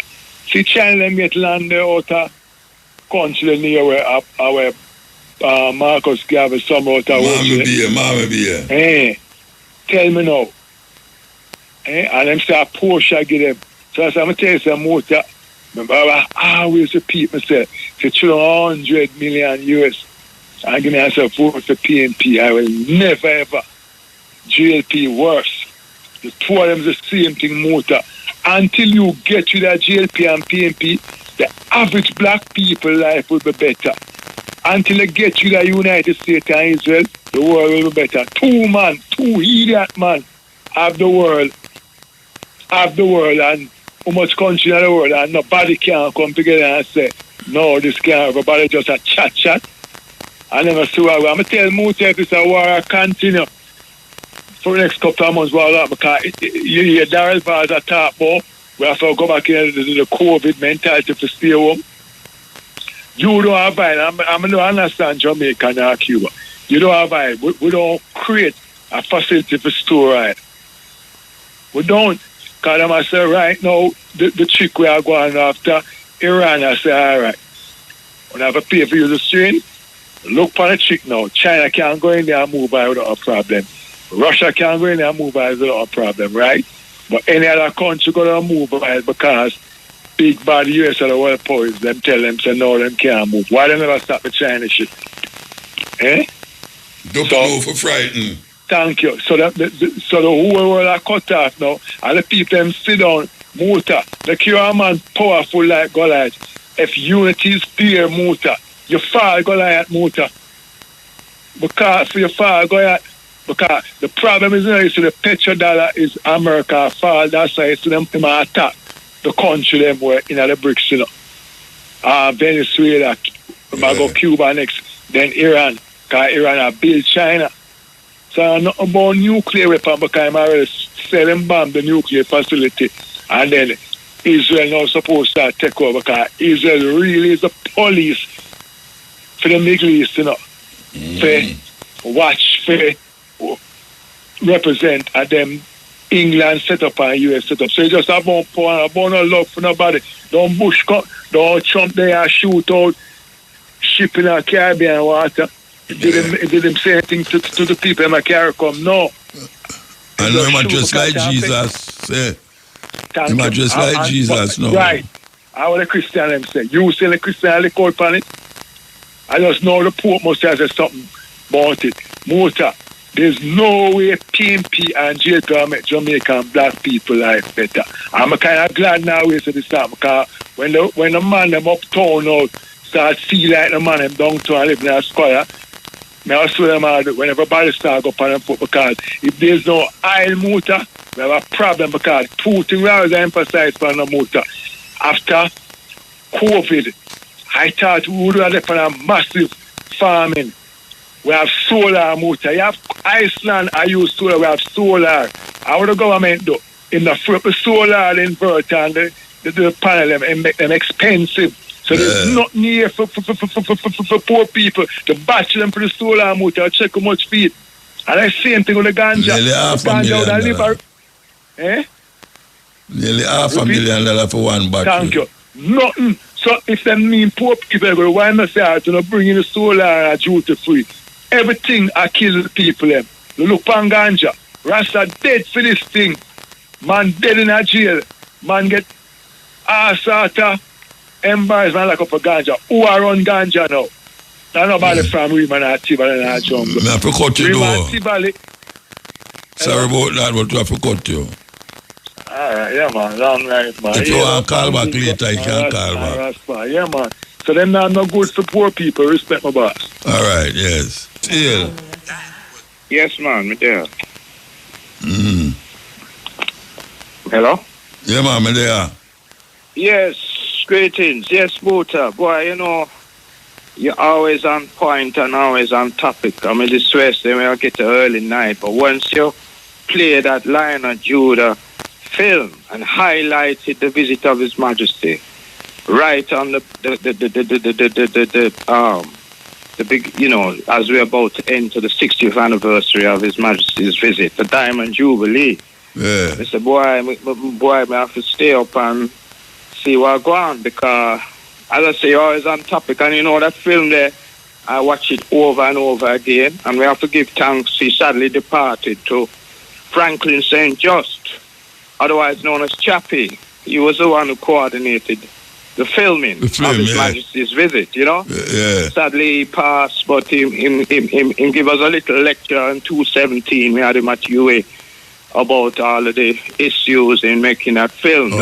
One of the things I want to tell the public, sadly, is they sent the original film is shot in color, full Technicolor, you know, and them send it to a company in England. I forget the name of the company now, but I'll have to look for my notes. They sent it to a company in England, and what happened now, England give us back a black and white copy. And them have the color copy, and up to now, we can't get the color copy back. So who own the copyright? Who own the copyright of it? Well, we own the copyright right now. So why difficult to get it back? Because according to Chappie, when he go to England, and give him the run around and the back and forth, but what we were saying to him, he should have gone with some help, with some assistance, because him won like a one-man crusade, try to get back the color copy, and them give him the run around and just tell him to leave them alone, you know, them the business, whichever companies he was checking, because it's moved from one company to another. But my thing is still unresolved, but, you know, hoping somebody in the government, maybe Ministry of Culture, can do something, but I'm going to have to travel to England, you know, this month here to try to deal with the case, because there's a 60-year copyright limit from what I gather from Chappie, which will expire at the end of this month. So that's the issue. That got too late, you know. It got kind of late. So, but I just want the people to know that the original was in full Technicolor color. Because if you look on the contrast it with the Trinidad film now, the Trinidad is in color, you know. The filming of his visit, or the film of the visit of His Majesty in Trinidad is in color. Yeah. Whereas what we have is a black and white. But still, that is very informative, because the people then will know, one, the school, Haile Selassie High School. Clearly, it details that His Majesty did found that school. Because a lot of people in Jamaica don't realize Haile Selassie High School is a legacy school. It wasn't just come up by accident. His Majesty came to Jamaica. He planted the foundation pillar at Pineland, the 23rd of April, 1966, and he gave the money to the government to build a school. It was his gift, the only school he gave in the Western Hemisphere. Only. He didn't give any to the U.S., he didn't give any to any of the other Caribbean islands. So we should really value that school. It is not valued to the extent it should be. That was a gift of His Imperial Majesty Haile Selassie. And look at the school now. We give thanks to, there are some ones in the Rastafari community and other members of the community who have refurbished the school. It still needs more attention. Brother Shaka and his team refurbished the library. The library looks great right now.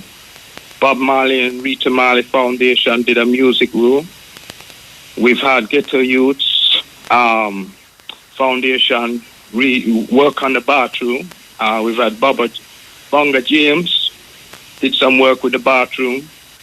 Tony Rebel sorted out a computer room for the school. And many others have contributed, but we still need more efforts for restoration of the school.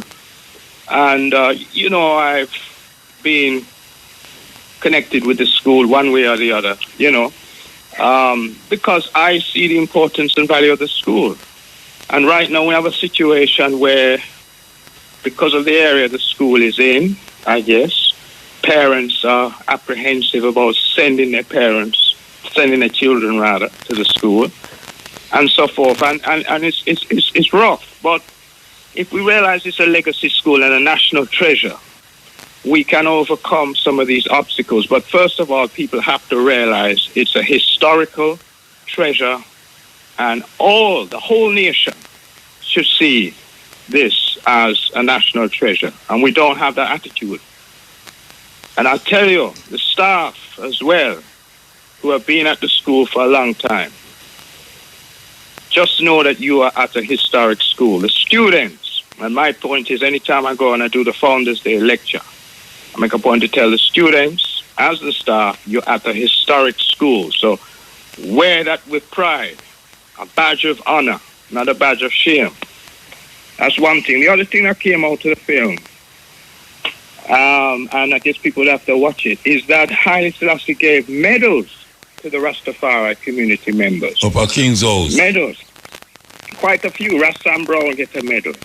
Prince Emmanuel gets a medal. Mortimer Plano gets a medal. Fillmore Alvaranga, Sam Clayton, Douglas Mack, Ras Trevor, Daniel Hartman, Ras Shedrack. But you see that pan the video, you see it, you know. Yeah, you see it, so it's there. So he, His Majesty, venerated and appreciated the love and support that he got from the Rastafari community. He didn't just give those medals by accident, because he realized the work and the positive strength Rastafari not only gave him, but Africa in general. The reason why His Majesty donated Shashamane to people, Africans in the West, was because he appreciated the support he got when Mussolini terrorized Ethiopia in the 1930s. Of course, we give thanks. We had Victory Day, May 1941, when His Majesty came victorious and took back Ethiopia after a terrible 5-year occupation by the fascist Italians under Mussolini. So Ethiopia, though, during that time, got a lot of support, moral support from Africans all over the world, in Africa, in the US, here in Jamaica, and anywhere. And His Majesty was grateful for that. So he always thought highly of the African diaspora. And particularly, he knew the adulation that was coming towards him from Jamaica. That's why he was giving medals to Rastafari. He didn't look down upon him. And I think, to be honest with you, the government was surprised that he would have such high regard for Rastafari, because at that time in the 60s, Rastafari were going through hell. I mean, the brother from Pinnacle earlier, and I'm glad he came on. It would have been good to get his name, because you know that I'm part of the Leonard Hall Foundation. And, you know, the issue of the Holites is terrible, because a lot of the Holites now are living in poverty, because they went from being wealthy at Pinnacle, living in abundance of wealth, and when houses were burnt down, it was raided, and then burned out the crops, made them homeless. We had generational poverty. And some of the Holites today are still traumatized from what happened to their parents. The brother who, he never gave his name, but I suspect he's one of them. Traumatized, haven't recovered, living in poverty in Tregear Park and other parts of the island, you know? Just with the memory, the sad memory of what they went through. And maybe just, you know, even I can tell you, Monty Hall, the oldest son of Leonard Hall, he's still traumatized from what happened at Pinnacle. He's traumatized. In fact, that's why he said he left Jamaica. He's now living in the US. And he said it's unlikely he'll ever return here to settle, because most of his memories are bitter of being ran off the property. Him, his brother Billy Hall, and others. So it is what it is.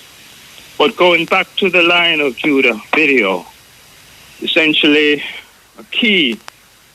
other key issue, though, that comes out is the love His Majesty had for education. You see how many educational facilities he visited? Not only did he visit Michael, exactly. GSC. He visited JC. And, you know, that make me proud, because let me share with the audience. I'm a GSC old boy. Oh, yeah? So we're proud of that. And I see it as a blessed school. I'm sorry for those in the other high schools, but, him bless us when he come visit us, And look how we just mash up champs recently and, national school quiz, GSC is on the up and up. But there was a time when the regular person couldn't attend GSC. Wasn't really till the 70s, And I have to give credit where it's due. Michael Manley managed to push down the barriers of the school fees and all of that stuff. So your parents never have to rich to go to GSC. I mean, my parents weren't rich. I wouldn't have gone to GSC if they never abandoned the school fees in the early 70s.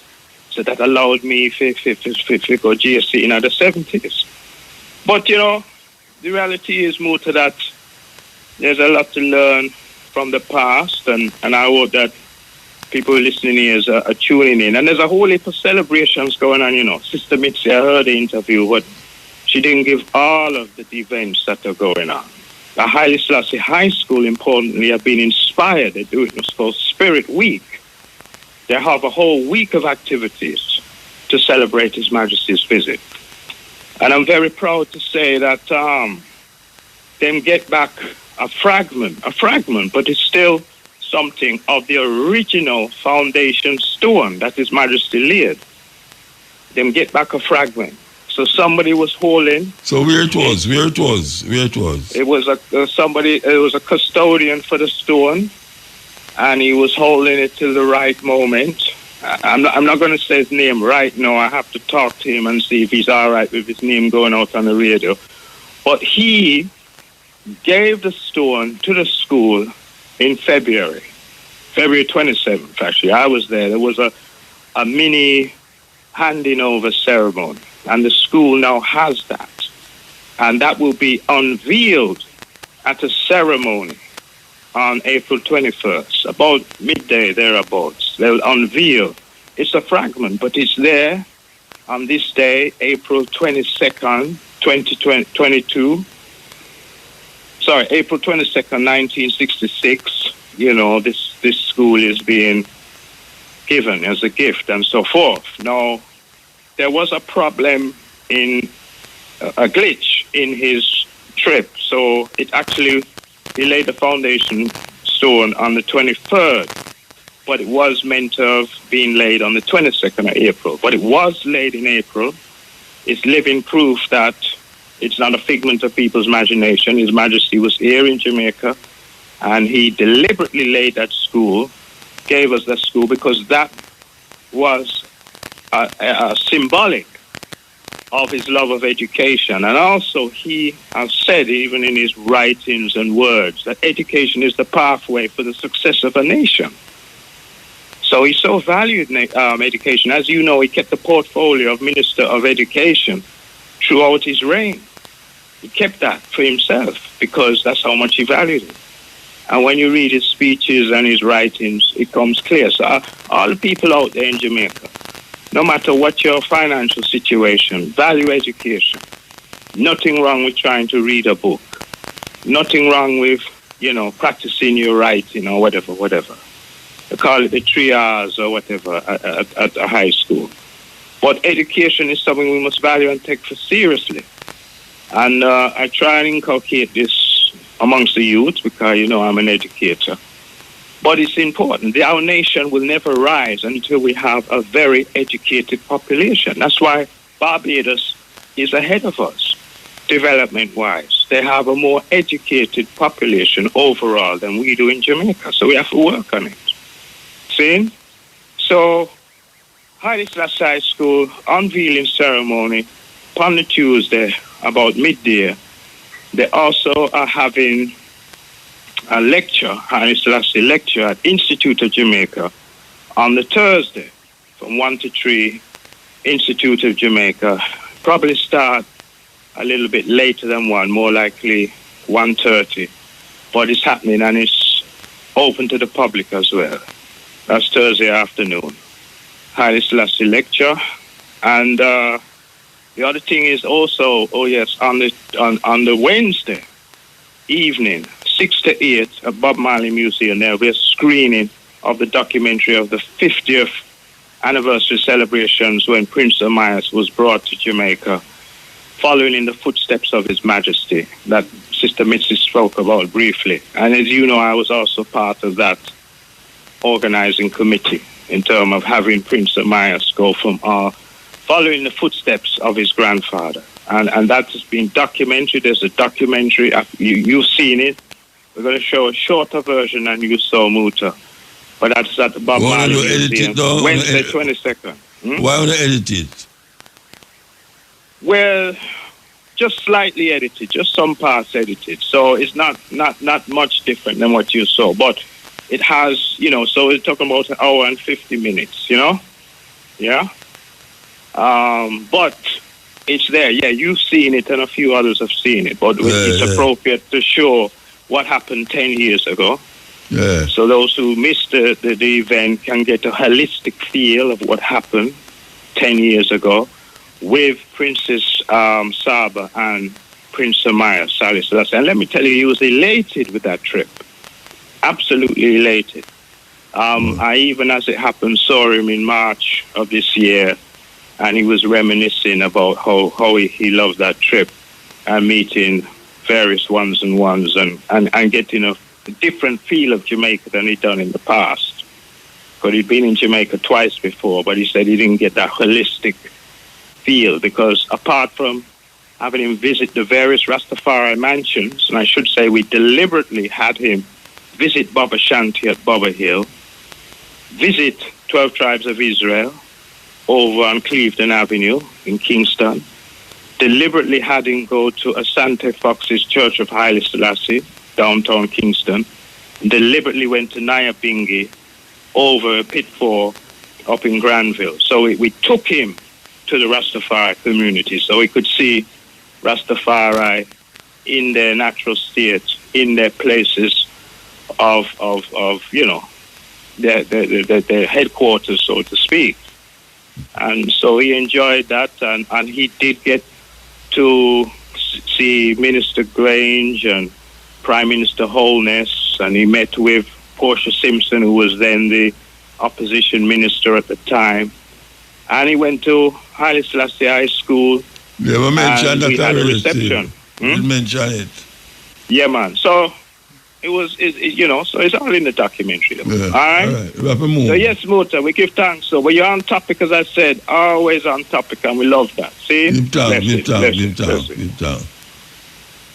Well, this is Winston. He's black and beautiful. And most of the white women here think that Winston is sexier.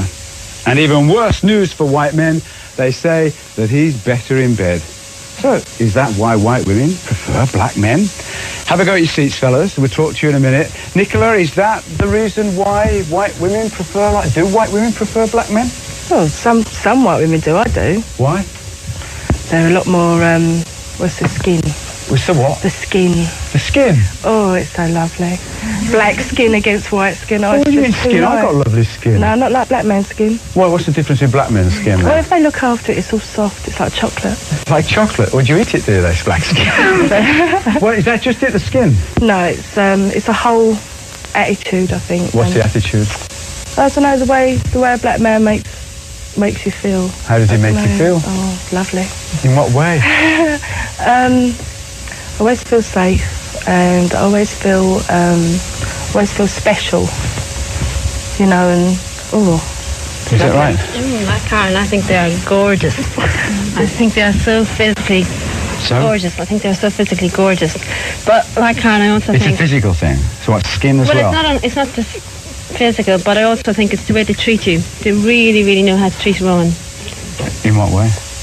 Taking you out, paying for you, just everything. They just really, really look after you. Hang on, all I've heard so far could apply to white men. Nice skin, take you out, treat you well, make you feel safe. How's that different? No. Black men are just different. They're just, I don't know what it is that particularly makes them different. I just think they're just... What would you sum it up then? What is it that makes them different?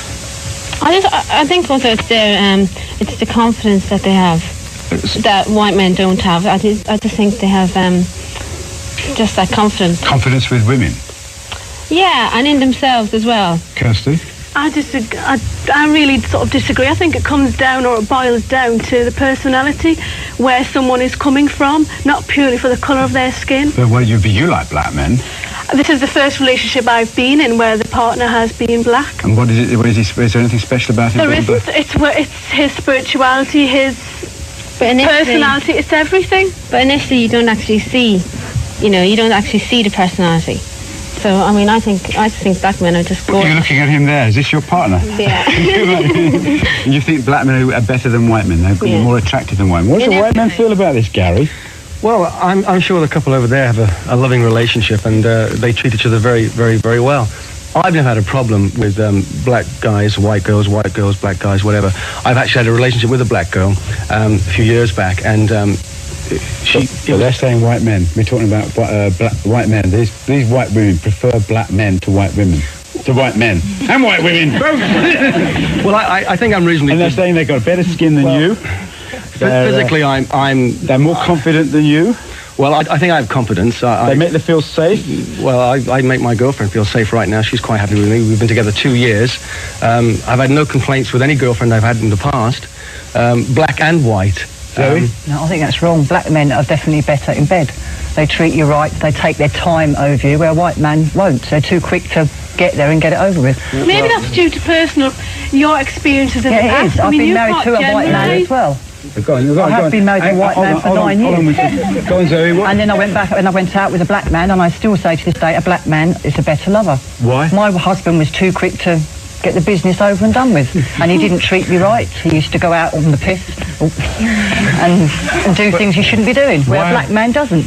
But we're all very different. I mean, we're all different personalities. I mean, okay, there are some... I've read stories in newspapers where, people complain that their lovers... Their sex is very, very short. It's 5 minutes.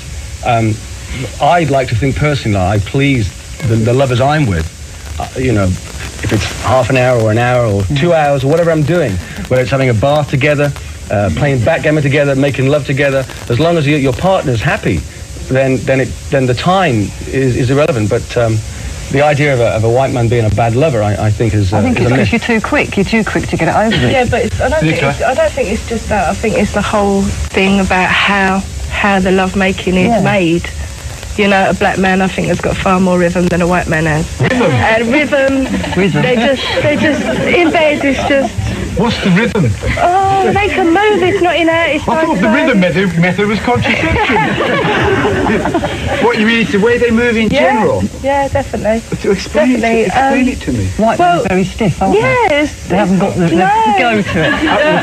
What was that, Zoe? White men are very stiff. Yeah, but what? But black men are very supple, and it's just the way they are. Yeah. It's like the reggae dancing. Yeah, you get a black man on the floor and you'll be able to move and groove, where white men... So the kind of thing you see with black men are more looser limbs. Yeah, more looser limbs and... That's part of the rhythm of the love making. That's right. Do you believe all this, white man? No, not really, no.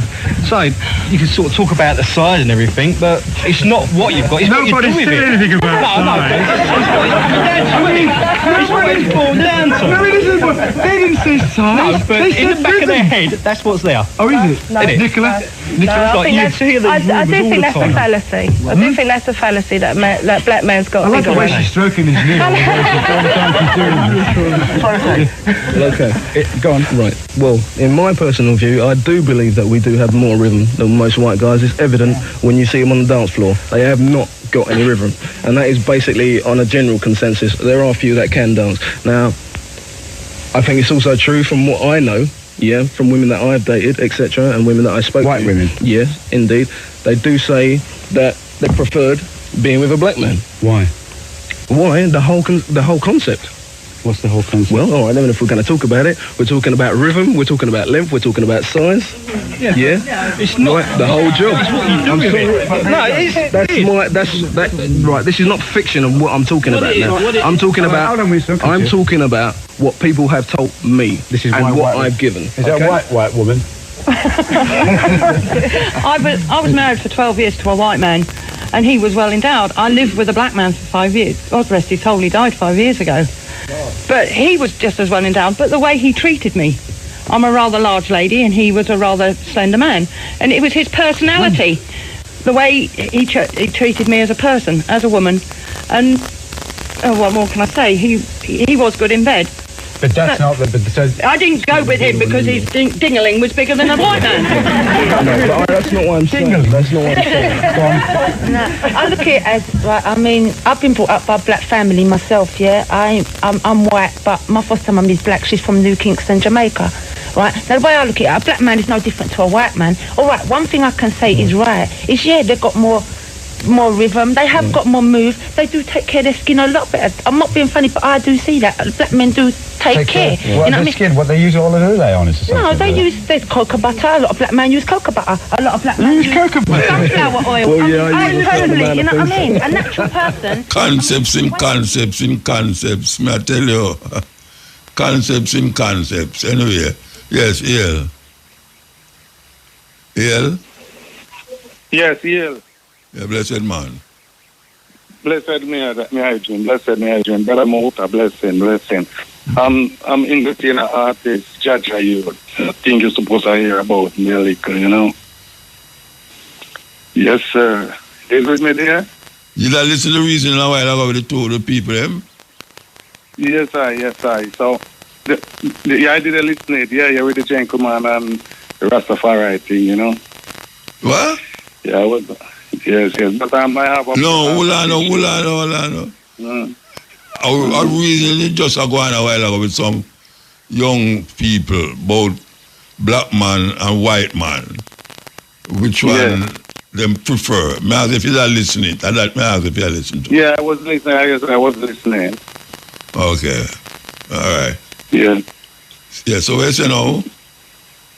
Yes, so I have a little issue.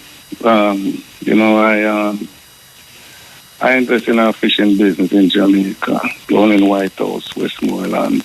And I buy a boat, a nice boat, you know, sit down April 21st, 2025, the last year. And the boat reached, and in May 29, that is in 2025. So my assistant get called to go and pick it up. So he go up there in Mantua Bay at Summit Import Agency Limited. And he was told they can't release the boat to him because he had to inspect for gun, drugs, etc., plus reappraisal. So, with that, when they finish the procedures, then we'll call him to come back and pick up. So, I keep update with him through the period of time up to before the storm come. He didn't receive any calls. So I said, probably them don't finish with them inspection or whatsoever. So, storm release come, everything got dead, but I hear nothing. So, it reached in the 20th of December last year, same year, then after the storm. I call and get a hold of one of the employees for Summit Import Agency Limited. And he's a gentleman. He told me the vessel is okay. He's in good shape just as how it come. I said, okay, sound good. And praising them, I take good care of my property, you know. So I said, all right, he should call my assistant down in Farm White House and make arrangement to come and pick up. Unfortunately, he didn't do that. When I get in touch with my assistant, I have to give my assistant the employee's number to my assistant that he could call an arrangement and things set. So my assistant went up there the 2nd of February because down in Westmoreland black up and a lot of problem. You have to talk a little faster, though, you know. Yeah, no, nobody tell him that this is destroy, you know. So he was advised to pay over $200,000 at cement importing agency, and documents go over war. And over the same pay another 340,000 plus fees and all those kind of things. And when we ready to pick up the vessel at the time, them tell him say mash up. Let's mash up. And mash up. And you know. So he get to me and let me know what I go on. So we call back the morning, the next day I call back. Because the agent who I speak with, he wasn't there at Montego Bay, I was in Kingston. I came, you know what's going on. So I let him know, what he told me, that's not the case. It's the vessel mash up. So he was hurrying off the phone and tell me to talk with his next co-worker, a lady. And the lady wasn't of any help. She was like, it's not their responsibility. I should come and pick it up. I said, but my men said go to pick it up and you guys hold on it. So what you want? So hold on, what is the bottom line of what you're going to say? Because you take long bridging.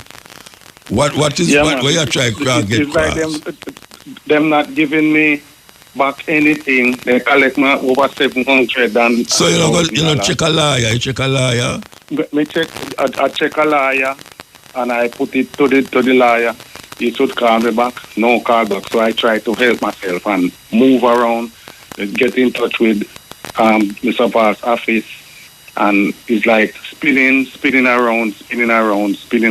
No help, my brother. No assistance. I don't know what else to do. And I get a number to call the custom officer, the manager in down Montego Bay. There is a lady. It's like she don't want to hear anything. Well, the only thing I could tell you now, I mean, you might say you say it already, you do it already, but a liar is the way out now for you.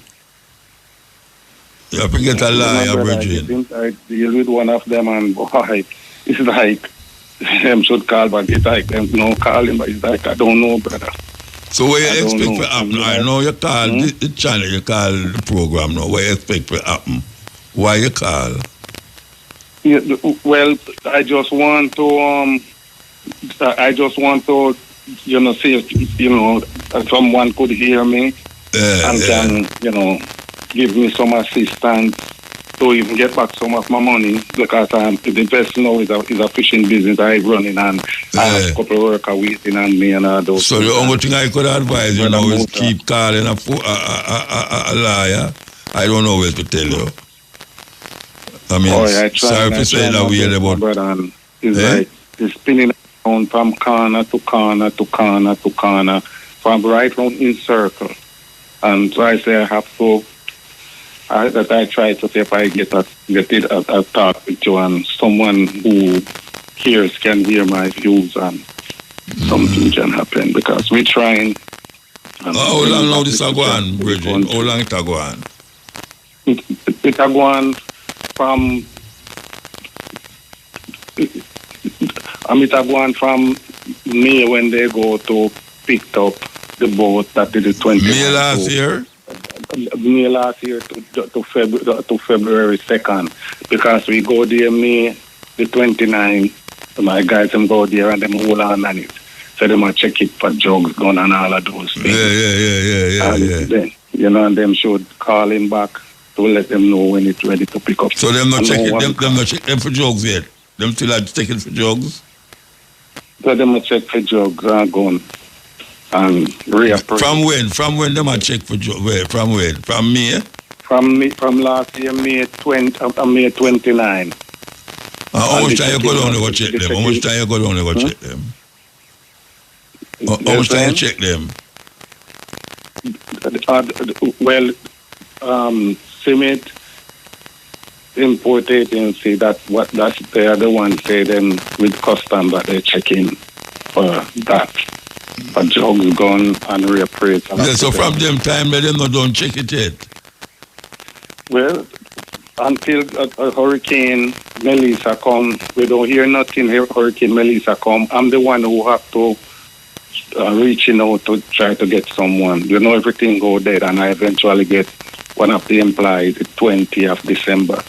And I asked him about the vessel. He said, it's okay, nothing happened to it. He saw it, it is in good shape just as it come.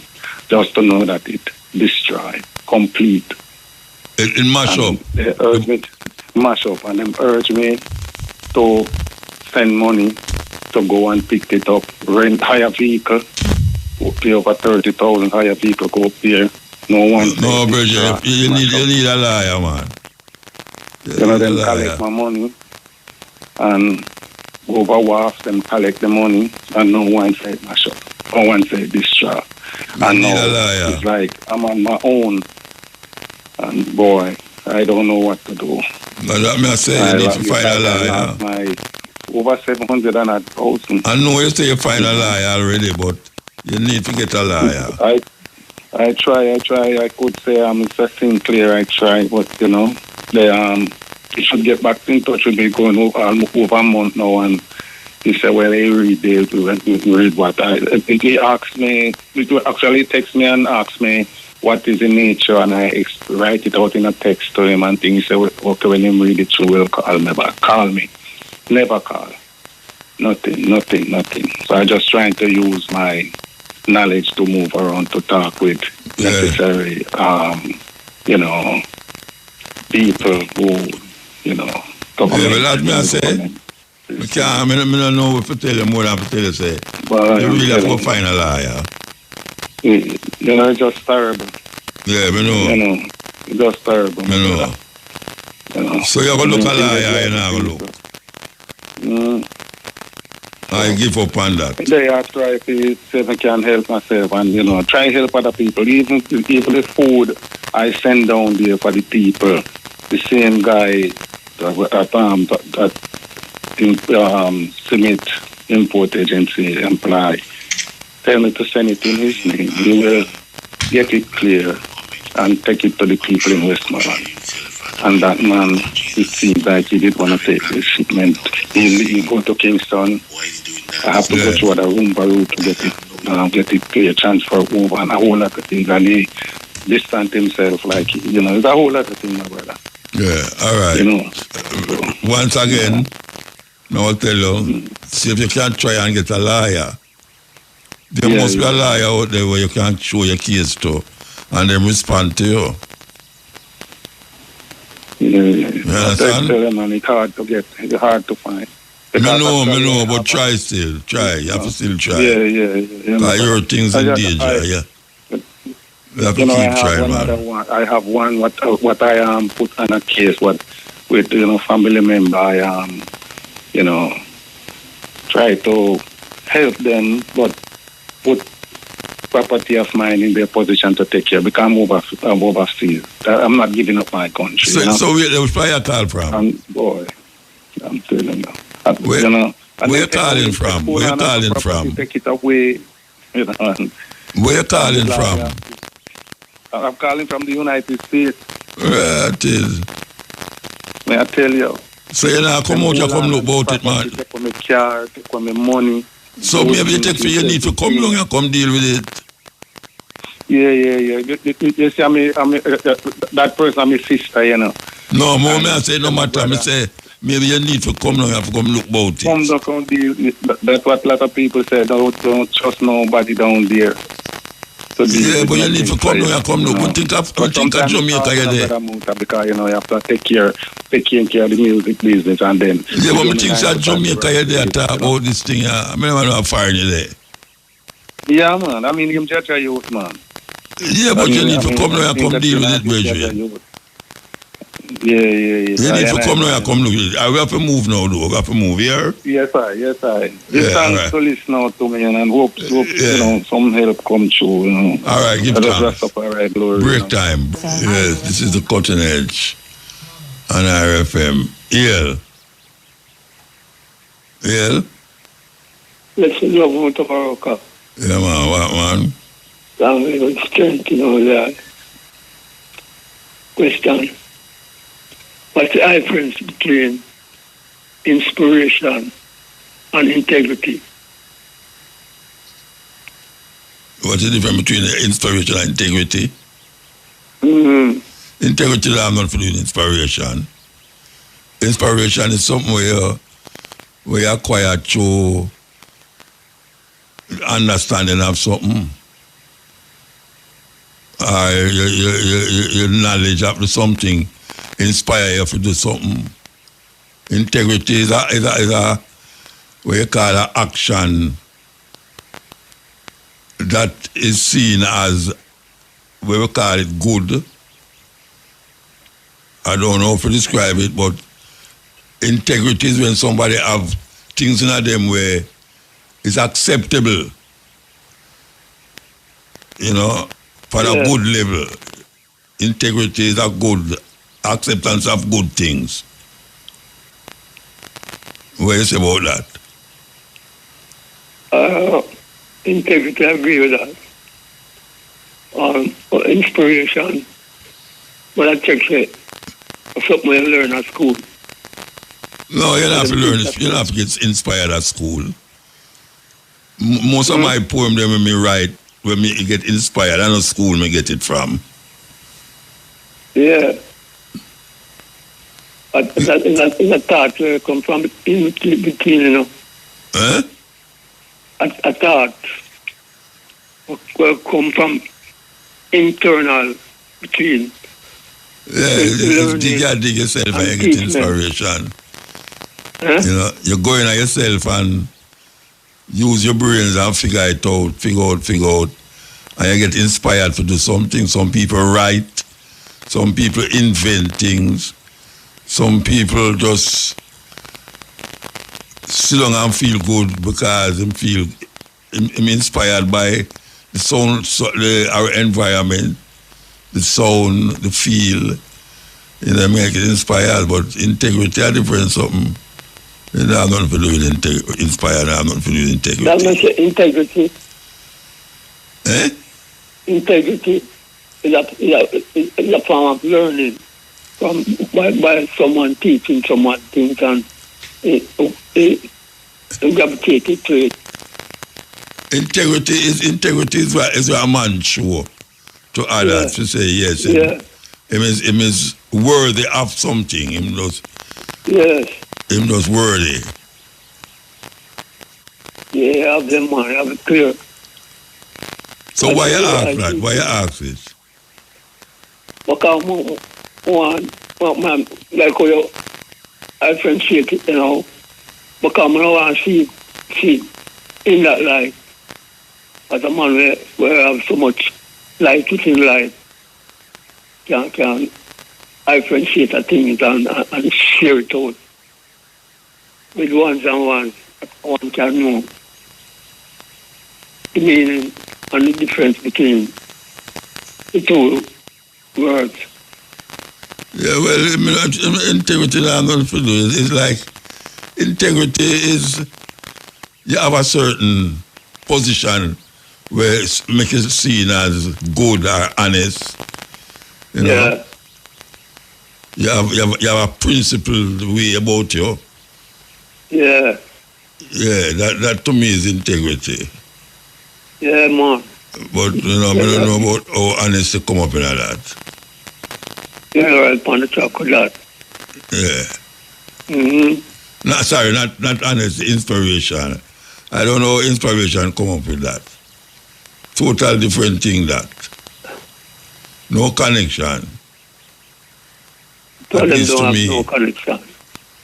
To me, the integrity and inspiration have no connection. No, because I want to suggest to you of things like, what we say, where gravitated to a learning, like someone a teach, like in the school. Yeah.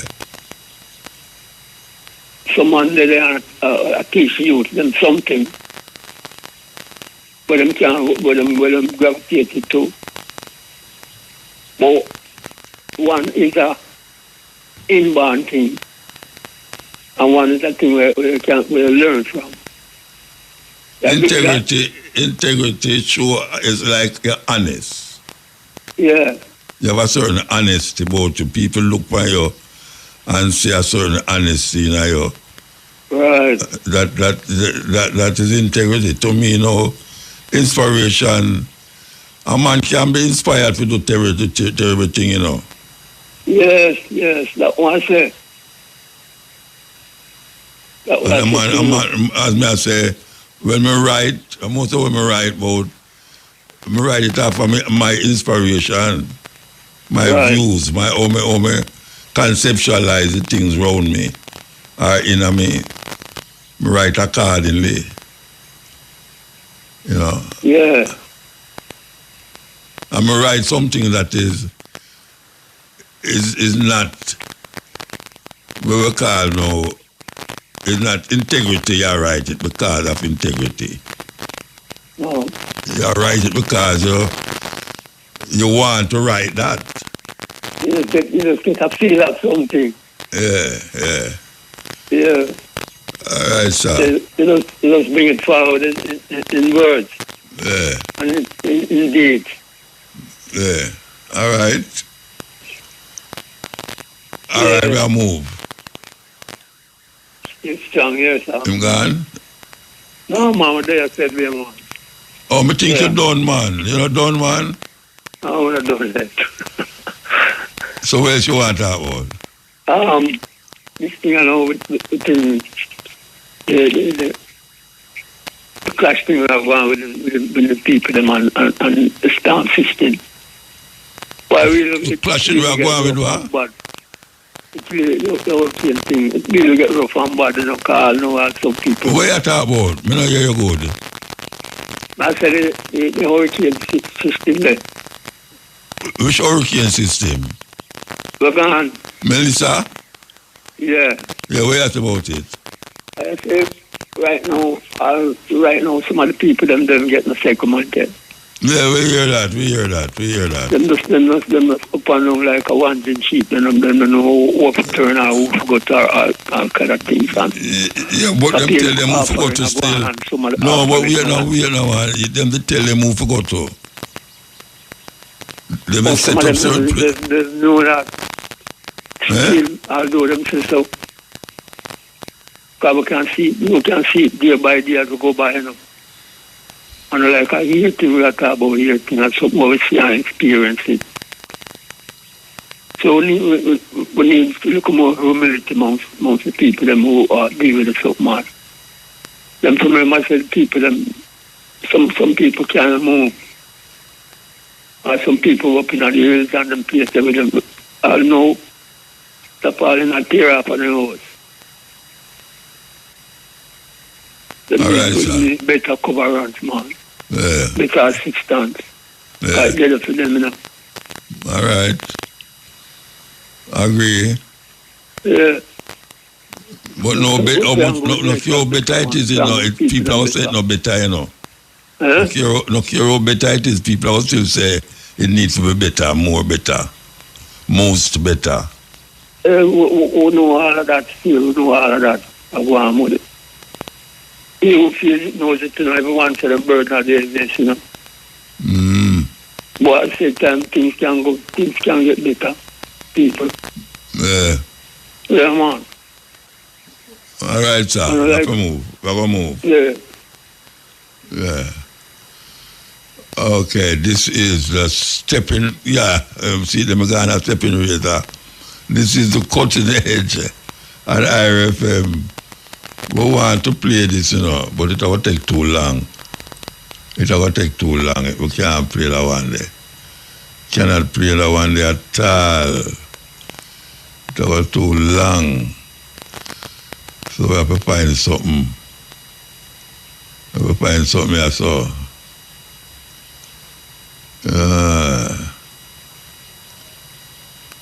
We could see we are going right, that's all.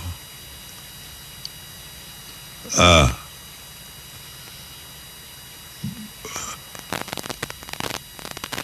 right.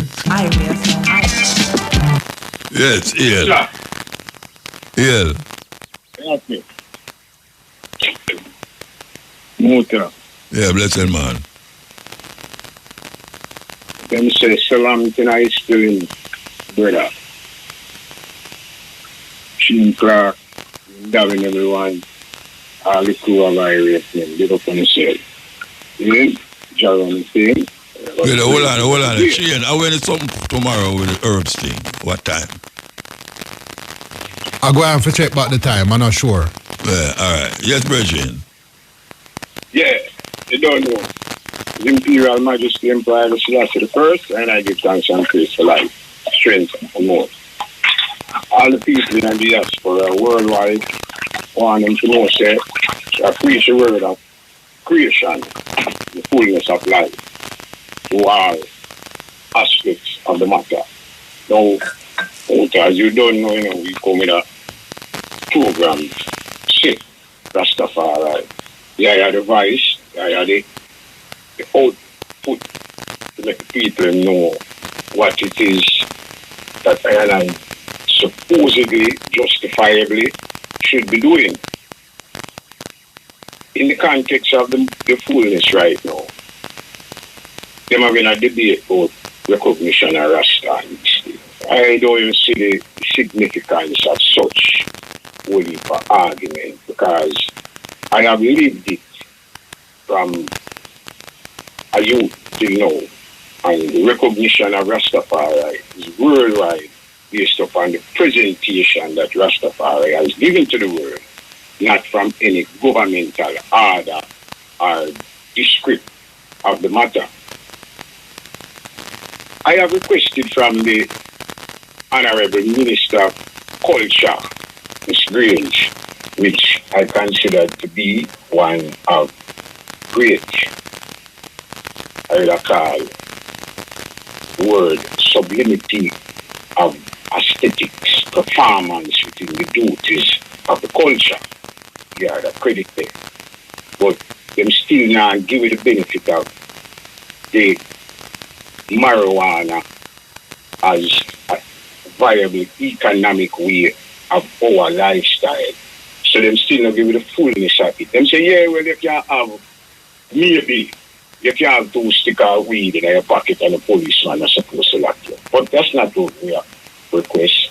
We request the totality of the fact, say, what if a Rasta man have 100 pounds of marijuana, it should be allowed without question. Shouldn't have to be descriptive as to the matter, as to why we have it, because it's a part of the established culture of Rastafari since the beginning of such time. See where I come from. So why not acknowledge that in that sense, why we still have to go through the peep and clock thing, which part maybe a police hear about it, or maybe never hear about it, and then you have to go through the rigmarole. That's the dash and done with. See?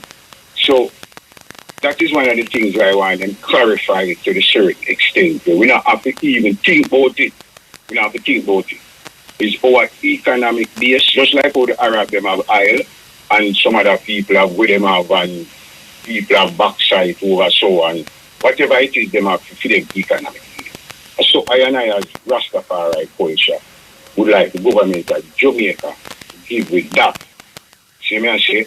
And I want to give reverence to the upcoming anniversary of the visit of His Imperial Majesty Emperor Haile Selassie I, the 21st April 1966. And I say that is very significant in the whole concept of our being. I see matters at hand. The movement and the development of the people's mind is where the focus should be on. Because let's just say the people are going the wrong way, the opposite direction from where we like them to go. And it's the government we have to make that change. And that change must come about when them feel like it must be prominent now in this whole order of governmental runnings. Because I have heard it, at least 2 words together. what is the primary purpose of the government? The primary purpose of the government is responsible for public weal, and the government know that, but they don't want to follow the rules of what we call natural law to give the people that is what they did it for. And as servants of the people, they should establish that and make sure, say, we all get some form of improvement in the quality of life. Because without the quality of life, Muta, what you live, a man have a car, him have a house, him have whatever, him have a materialistic thing. But what about the enjoyment of these things within a sense of where I call safety and confidence, knowing, say, so I can walk along the road and I don't have to worry about a man do me something, or boy, because I come from across the street, I can't cross over the other side of the street because the man, I wire the man over there. So it's foolishness. That is colonial nature where we adapt from the colonial masters, and yet still I say we are fight against colonialism. But the bad principles with them set in order, we still are following it. We have to change that totally. The mindset. So the youth them to know that and see them think that the dash right now have no value in the concept of Rastafari. I got to soon the word that I use, I'm going to use it all the while because the meaning of it is just totally different from everything else where you hear people are talk about you must do. Because it covers the order of love in action, the whole entire concept. What I like for you, I would like you to do to me. And I just with it, And I want to give praise to the king. I want you to play music for me, if you can. See? F-tones. F-tones, 10 minutes, you might know. A music named Fatty Fatty. I don't play that tune upon radio, really. I want to move, man. What do you mean? I don't want to play, not even for me set, me not play it. Is that band music? No. Okay. I just choose not to play it. That's a band music, I figure. I just choose not to play it. From ever since I play sound system, I not play it. It's a play, man. We're going to stop playing them tunes when we have to play music, man. Yeah, but I not play it though. I not play it. Alright. I'm going to get next one then. Eddie Fitzroy, Oja. Because they now play the Fatty Fatty. You're going to have to keep a dance there and see, challenge your soul, No, I don't play, I don't challenge sound neither. I don't play it set for challenge, nobody said. I play it set that people can dance and have a good time. I don't challenge set. Well, that's what I mean still, I don't mean to say like them idiot thing with them keep up with for them thing, we just say music to music, we have to play some music. I say, well, Muta, you don't play that one here, so I'm going to play that one here. No, I don't know them something there. I don't know them something there. I play the music that's people can dance.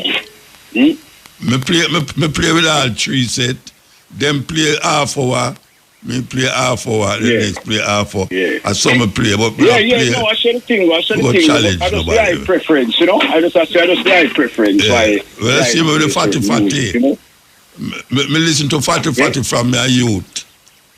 I never played for my set yet. I never played for the radio yet. Yeah. Well, like I say, I just music, and we just listen to all forms of the music. No, I listen to it, but I don't play it in all this one, I say. I listen to music, I listen to every music. Preference and I don't do that, So I now go fight the eye. All them nasty tunes I hear I play all over the place. I listen to them, but I don't play them. No, we not play them things. Come on, no. We bigger than that. See, we're bigger than that. You know what I mean? We don't bother so with the thing. See, we're on a different level. We're upon what they call incorruptible sublimity. See, that's how we there with it, We're not going to other way more than that. You see me, I say? That's true. I see the music. I don't really see no offense in it. I don't really, you know what I mean, see no type of negativeness to it. So that's why I say that. Yeah, I see. Yeah. Well, Eddie Fitzroy tune you when you say why here. Eddie Fitzroy, man, Oja. Oja? Yeah, man. You know that one there? I don't know. I don't remember Oja. Yeah, man. Yeah, man. Them out my Eddie Fitzroy, man. That powerful music, you know. You sure it name Oja? Yeah, man, Oja. Right. It come on the breaking up with him. Maybe me find it when I go and look, but right now, there's someone far from this. Okay. Well, all right. you say, music, and relevance it, you know what I mean, and anything that is good and constructive, which I am maintain the balance, you know, see. So, just want the people to know, say, Viva Cuba, because we love Cuba, because we neighbor in a long time, we and them apart, and everything is good, you know. So let me ask you something now. Just to start a conversation, let me ask you something. Yeah. Fatty. Yeah. What is it that make you want to hear it? It's just due to the way how the people and deal with people on a level of appearance, you know. It's like when certain body composition, people look on it like it's a negative, you know, see it, and you know, the music I sure say it's not negative about the composition of the physical being, you know what I mean, regardless of the state of what it may be considered.